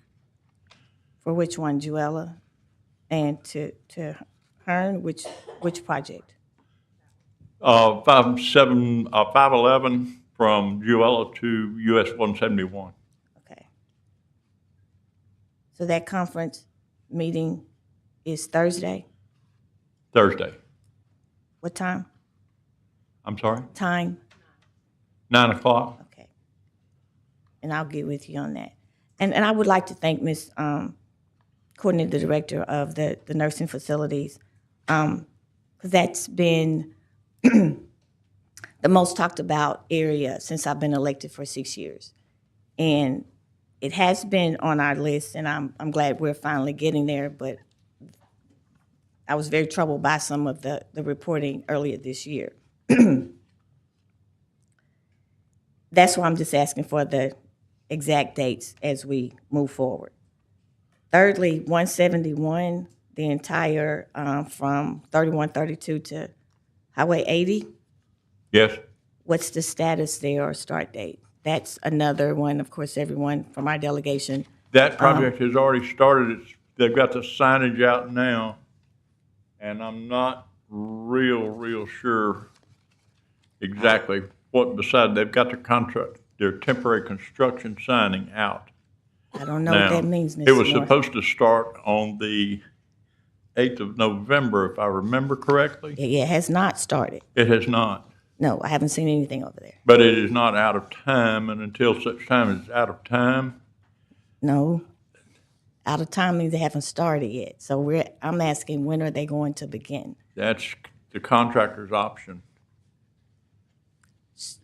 So we Sure. don't follow up to know exactly when they will start? No, we'll get you dates on all that, Representative. And David's point is all of those projects have been let. The contractors either mobilizing or getting the construction award paperwork signed so that we can execute everything and get it done. Okay. But for each one of those projects, we'll get you the exact status and then where they are in that process, and then can talk further about any scheduling from there. Okay, and I did want this for the record. Yes. Because as I've stated, it's only 6 years for all of this to been done. Mm-hmm. 171 has been on the books for 6 years now since I've been there. Removed last year, put back on this year. So I'm really kind of concerned a little bit. Not pleased when we're not getting a straight answer. I understand that, I'm saying straight when I just mean where are we on the project. Let me be clear about that. So I understand the bid date, the time it takes, that's fine, but it is kind of concerning for the constituents who are not here and the ones that I serve, and I'm not able to say exactly when it's going to start. It's only been in my our legislative mail-outs for 6 years. So today I am asking if when we do that project moving forward, maybe when we speak with those contractors and they've signed on the dotted line, I'm thinking that they have to give us some time frame. And I understand we wait and they have this time to finish and weather and all that good stuff. But maybe I'm just asking for District 3, I don't know. But I appreciate you getting up and saying you'll get that information to me. But I did want the public to hear that as well. Yeah, that's right. I mean, to your point, you're right. They need to know. I think in this process, as David's point, the first 60 days, whether or not they're getting the paperwork signed, mobilizing, or getting the sequencing and the temporary signage right and installed. And so that's some of those activities. But we'll certainly get that so you can share that with your constituents. And may I say, too, for the record, Mr. Chairman, this is a great example of communication with legislators in their districts, if not the entire delegation. Like, I want my whole delegation to know it's not just District 3, it's the entire city. And so all of us know that 171 has been an issue for a long time. And saying that to say, if there's some communication, hey, we finally let bids, it's out, here it's coming. It only takes an email. So I guess I would ask for that too, moving forward with Shreveport delegation. I mean, the Northwest Louisiana delegation. Thank you. Thank you. Another one, I think I heard Committee of 100 mention the fence at Fairgrounds. We know that's been an issue for a long time. I think Representative Walters represents, is that your area? Fairground, Rep. Jackson. Jackson, and we've been on this even before Rep. Jackson got here. And I appreciate their concern again. I think, Mr. North, I don't know if you remember, but we did talk about this fence when we were going to, when the repairing was coming for I-20. So I think we're at the time for the repair of concrete panels, as you've told me. So what's the status on replacing that fence? And I know the city's been asking about it as well. We don't have anything planned for replacing the fence along there. That scares me. So I'm sure you don't have any plans, but how do we get plans? Yeah, I think from this point, I mean, that's a good point, is working through this process, is getting that feedback, seeing if it can be incorporated into a highway priority program or finding other ways in the session to fund that project. Okay. So we can have that dialogue right after this meeting. I appreciate that. And can I just ask that we throw it in where, like I said, I'm not sure where the panel replacements will be on 20. And I guess I would like to ask the question for the record as well. I have not been able to explain to constituents the I-20 project that's going on the Bossier side. Same district for the east, for Bossier, and west side for Shreveport. How do we explain that one side of that 20 is being repaired and not a full repair on the Shreveport side, and it's just panels? And I understand we say, hey, we did something over here this year, but that's been 20 years since something's been done to I-20 on Shreveport side. But what is the answer that we give the public on how we determine a full replacement on one side of an highway, interstate, and not on the other same interstate that has problems as well? That is a funding issue. And I think what David's referring to is obviously we want to do that and address that. It's trying to find the funding for that segment to get that done. And so I think, again, through this process, obviously identifying that as a priority and putting together that funding plan to get that done. Okay. So, now that we're here having this dialogue, let's start trying to figure out ways, whether it's through non-recurring cash through the session, through surplus, or ways that we can program dollars within our HPP for 27, 28 to get those projects started. Or moving forward. Mr. Chairman, can I say too, again, for the record, that's another example of I would like to see as we move forward, the funding and the planning came over time. Mm-hmm. We know we take a long time to repair roads. So Bossier, unless it just came up yesterday, I'm gonna stay away from that. Unless it just came up yesterday, it took a long time to get the funding and the planning and everything. When we look at it as a community, the community wonders, why didn't you do the same planning for the same road within a certain distance? So I just like for you all to take that in consideration as we move forward, when it's not even really a separation. Mm-hmm. And that's from a constituent standpoint. Yep, understood.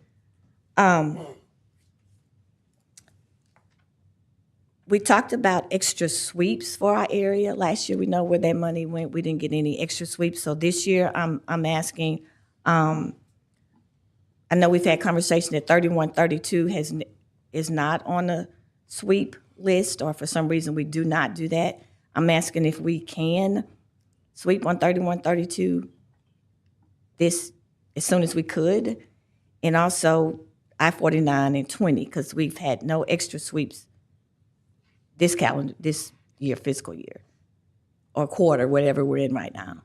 And Mr. North, is it possible to inform the governmental bodies? I think we have had extra sweeps, but I'd have to verify that. Sir? I'd say I think we have had extra sweeps, but I'd have to verify it. I know you would, because I haven't seen them, and the constituents haven't either. And that's what we said last year, because no one ever knows when they're coming. Again, communication is important.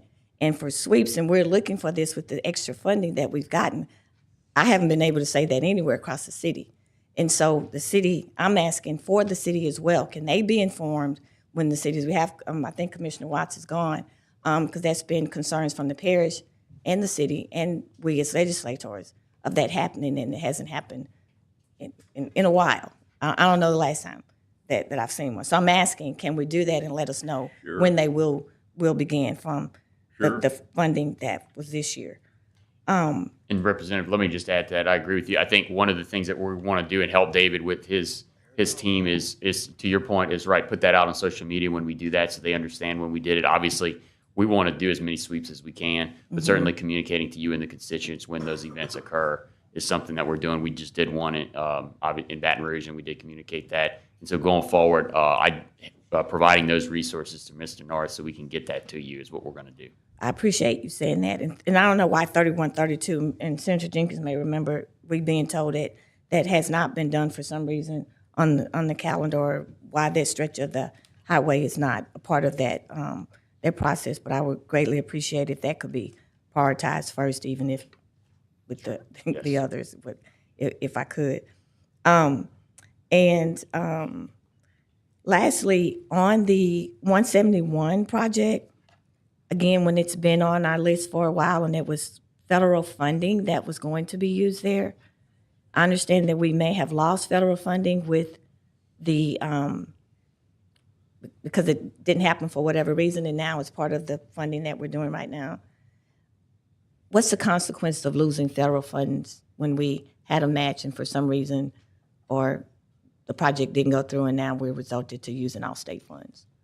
You lose $4 out of every 5 that you have to do a project. And what would be the reason we lost it on 171? And what? What's the reason we lost federal funding on 171? I'm not aware that we did lose federal funding on it. Yeah. Yes, sir. Yeah. Sure. Please come to the mic. Sure.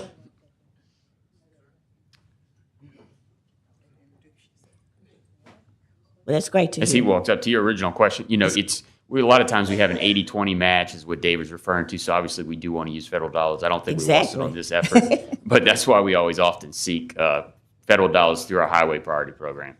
Thank you, Phil. So that's great to hear if we did not. Philip Sturdivant from IDA of Engineering. Yes. No, we did not lose federal funding on that. That was funded through the LTIF program. So when we got the additional funding for the LTIF, we took our projects that were funded for the next, or scheduled for the next fiscal year in the highway priority program, and moved them up so they could be built faster. So we could get it done sooner. So we could get built the fiscal year ahead of schedule. Explain that to me. What I think I know is it was on the list a couple years ago to have been done by now. It would have been complete. Okay. From at least 24, it was on the schedule. It was on there 23. So now we've shifted it to the LTIF funds. Is that right? Is that what you just stated? Yes, so that we could get it built a fiscal year ahead of schedule. Okay. So where's the funding going that was allocated for it first? That'll go to the next project in the highway priority program. Which one is that? It would be in the packet. Okay. So that's what I'm not able to relate to constituents and understand myself. If when we understand that these LTIF money was given to move projects up, if we could, and then move that money somewhere else, and I'm thinking we would know what project we're moving it to.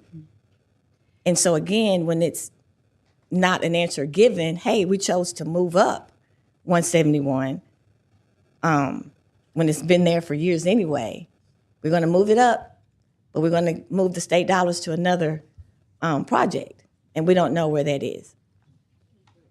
Well, we certainly That's do. concerning. We certainly can get that to you. I think what he's just simply saying is it was just advanced to making sure that we would get to construction sooner than what it was originally prioritized, and those federal dollars would go to your next priority project. But we certainly can get that detail to you if you after this after this meeting. Senator Jenkins, you want to clarify your question? No, I'm just trying to be clear. 171 up to Highway 80, my understanding that is already a go. Is that right? Correct. Right, so above that is a different highway. Above 80 going north is a different highway. That's correct. Is that correct? 3094. Get your mic. So that's the part that has not been funded yet. Okay. That's correct. Yeah. Okay. I was just trying to get some clarity. I agree totally with the representative. I just want to make sure it's understood that we expect up to 80, Highway 80. We expect that to be done. Done deal, no money lost, everything's in place to go, right? That's correct. Okay. All right. And I'm saying that, Senator, because if we didn't have the LTIF money for years prior, it has not happened. It was allocated, dedicated, since I've been on this serving for 6 years. 24 last year, it was on the list when we left Bossier in 24, the meeting in 24, this new term. 25, it hasn't happened this year. I mean, we're getting there, but it was 23 during the last term. And all of a sudden, we want to move it up and use LTIF funds because it was, in my research, it was not even on the list. Yeah, and that's exactly why we're here today to talk about the transformation and what we're doing. We're making sure that whatever's in the program gets delivered, and whatever's in the program is funded and prioritized. And so whether it's the LTIF monies, as we talked with the chairman, making sure that that gets delivered 100% successfully in this fiscal year, or what's in this booklet, unless we have outstanding issues that we would obviously communicate to you, that those projects get delivered. So going back in time, if we had a historic 20 or 40% delivery rate, understanding that's not acceptable and we're not moving forward with that, and to make sure that we fix those issues as we move forward, which is the reason for the new Office of Project Delivery. And all of those points are valid, and that's why we're fixing those issues. Well, I appreciate you listening and hearing what the concerns are. And I thought you were going to go somewhere. Well, I just want to be certain too now. Above 80, we call it Hearn Avenue in the city limits. So above 80, what is the status of that part of the highway? That was going to be my next question. I am currently searching for funding to be able to go out there and do some overlaying. And you mean past go 80? ahead. You mean past 80? Going Going toward. North of 80 is a different highway designation. And I'm just trying to be clear. Yeah, there's a segment there that we're currently trying to finish and complete, so the entire corridor would be So we're seeking So some funding, Mr. working- Secretary, for that? Yes, sir. Part Yeah, of we the- spoke with Representative Jackson last week about that, and so trying to work with David and try to get that corridor funded. It was submitted in March of this year, if I'm not mistaken, for inclusion on the Highway Priority Program. Okay. All right. Thank you. Representative. Yeah. Thank you, Mr. Chairman. And thank you, Rep. Jackson, for having that conversation, because I was going to hand that part off to you because I've heard you speak about that. Now, in my mind, this is where we could have used the LTIF funds. If 171 to 80 was already on the plans, we could have used the LTIF funds to go beyond 80.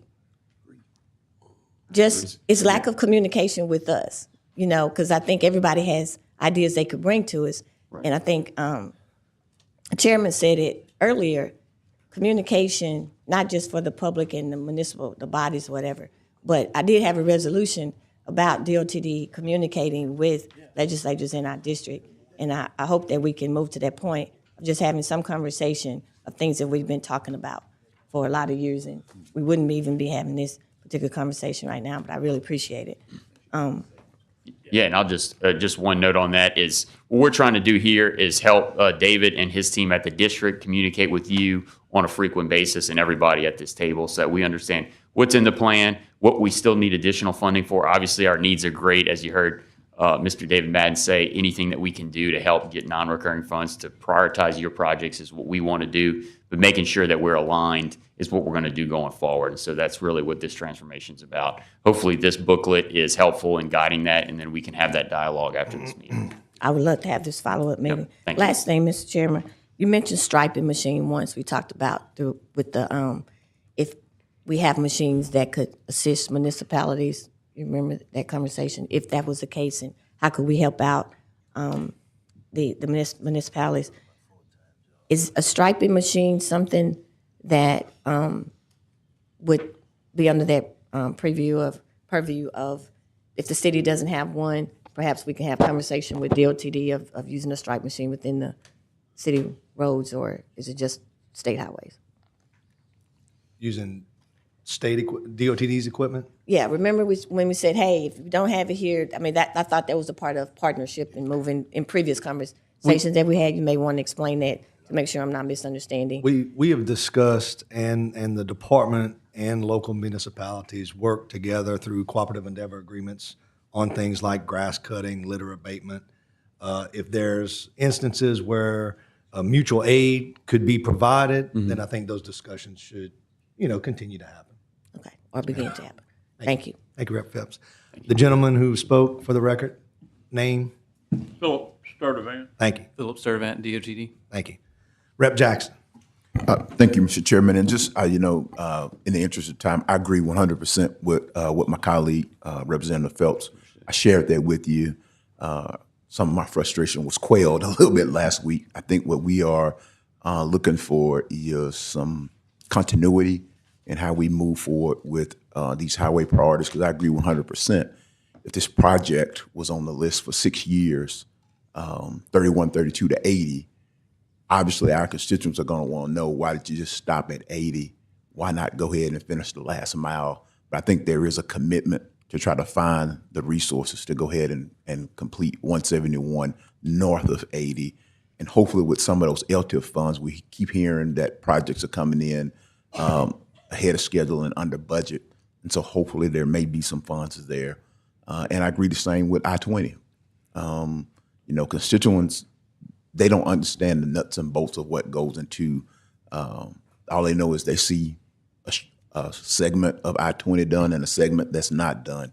Mm-hmm. And so part of your communication conversation that you have been having about how do we fix that communication gap that exists, we probably also need to embed within that is, how do we have continuity amongst projects? Because when I look at the Highway Priority Program and I see everything north of 80 is not done, the segment north of 80 is not done, but I look on the highway list and I see a bridge project on that same highway, it makes me wonder, why don't we just go ahead and finish the rest of this highway before we go over? And again, that may be more of a technical thing that y'all have going on, but we're the ones that are going out, knocking on doors, talking to constituents, bumping into them in the grocery store, sitting down at the restaurants with them. And so we have to deal with that. And so my hope is that this new effort that the Secretary has committed to will help ease some of those. So again, thank you for that. And, Jock will tell you, I hadn't seen Jock today, but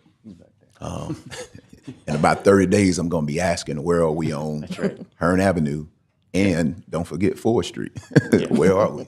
And so I think you should know by now that this delegation, we're going to be, and 20, absolutely, we're going to be asking those follow-up questions. Thank you, Mr. Chairman.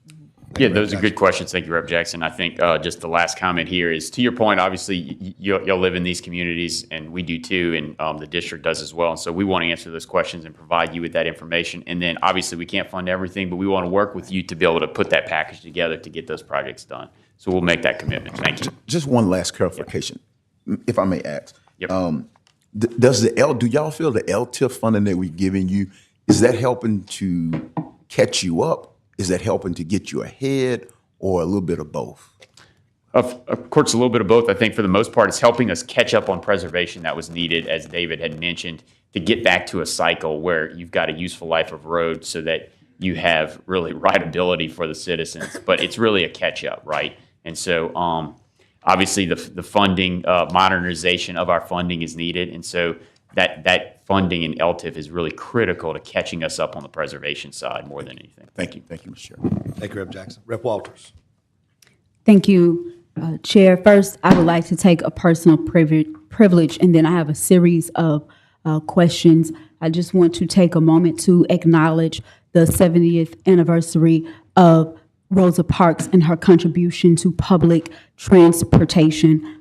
There are several people who still need public transportation, and so her contributions are still respected and very much needed and appreciated. Next, I want to ask, in regards to the Jimmy Davis Bridge funding, how is funding for a project like this, how is it funded, right? So dealing that it is a multi-parish bridge, I know that it is going to be possibly funded different than a bridge such as the one that is in Vidalia that goes to Natchez, Mississippi, because then you're dealing with two states. But I personally find it offensive that we were just going to penalize the bridge in the Shreveport region and area versus what we are seeing in Bossier. So can you discuss how is a bridge of this magnitude funded, and then also about legislative responsibility, because I'm sure that it may be something that I'm missing there as well.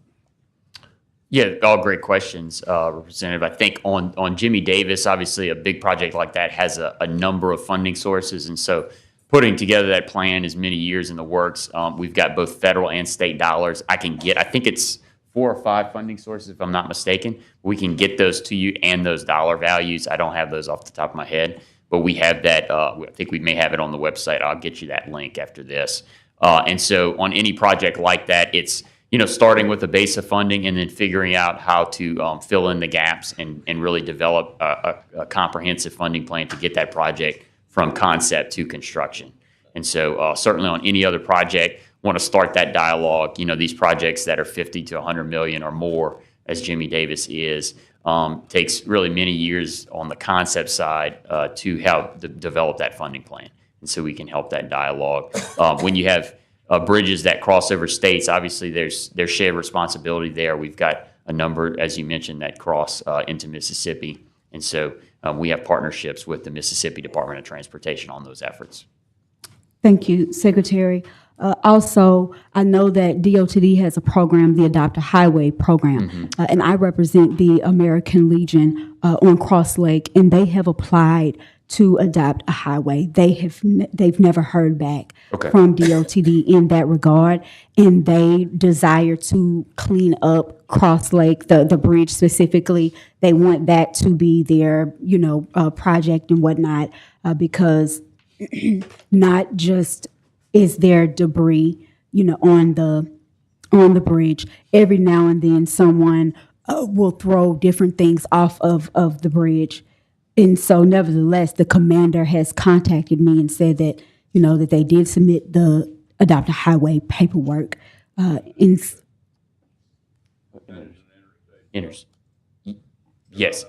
It's an interstate, so it does not qualify for that. Okay, thank you. But any other highway that you would like to adopt, we certainly, Assistant Secretary of Operations, I believe Todd Donmeyer is here, and he can talk to you. We really love that program and would certainly want to partner with y'all on those efforts.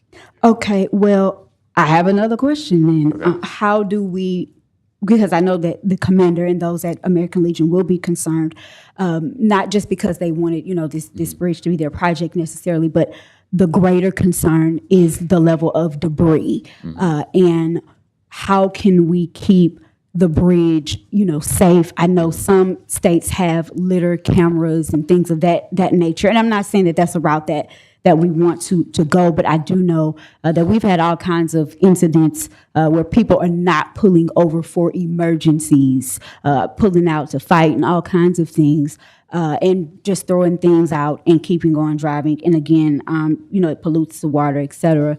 But how can we keep this bridge clean? I live directly under the bridge in a neighborhood there, but how can we keep this bridge consistently safe and consistently clean? Yeah, so right now, I think we're trying to do anything and everything through this transformation to make sure we're as efficient as possible. We're doing more contracting, more partnerships. Obviously, we have an Adopt the Highway, as you mentioned. We also have Sponsor a Highway, a number of other efforts. What I'd like to do is maybe talk with you and the Assistant Secretary, Todd, after this and see what we can do. And that's within his purview to help you make sure that that's clean. Obviously, we can't sweep it every single day, but we will do everything we can to make sure it's safe and reliable. Thank you. Thanks. Thank you so much. We still have more public comment. Rep. Phelps. Okay, thank you. Last, Mr. Secretary, I was going to ask if there was our DOTD person with the railroad assistance area here. Our railroad lead is not here, but we can certainly connect you through our multimodal group and get that. Any questions or issues that you have will be certainly to help connect you to that. So we don't have one in District 4, it's BR. That's here today? No, not here today, just in the office.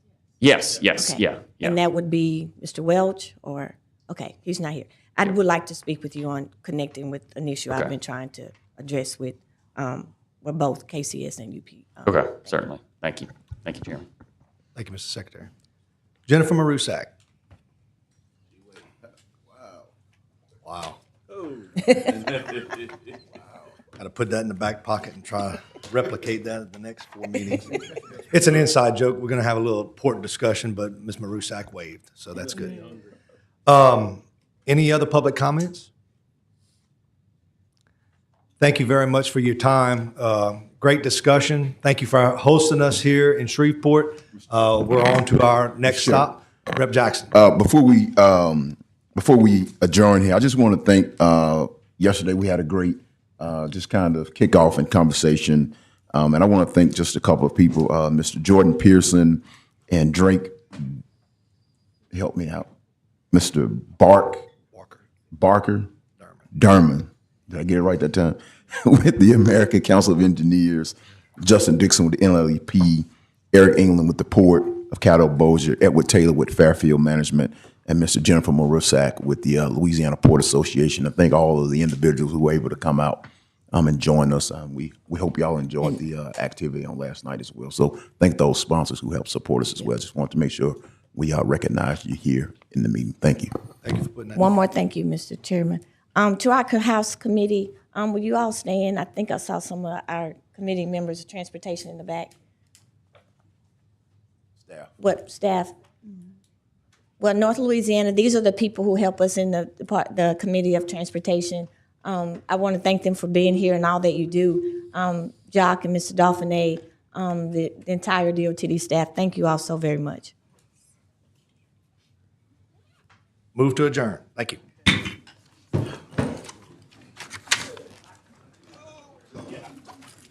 About how many? About? I think so.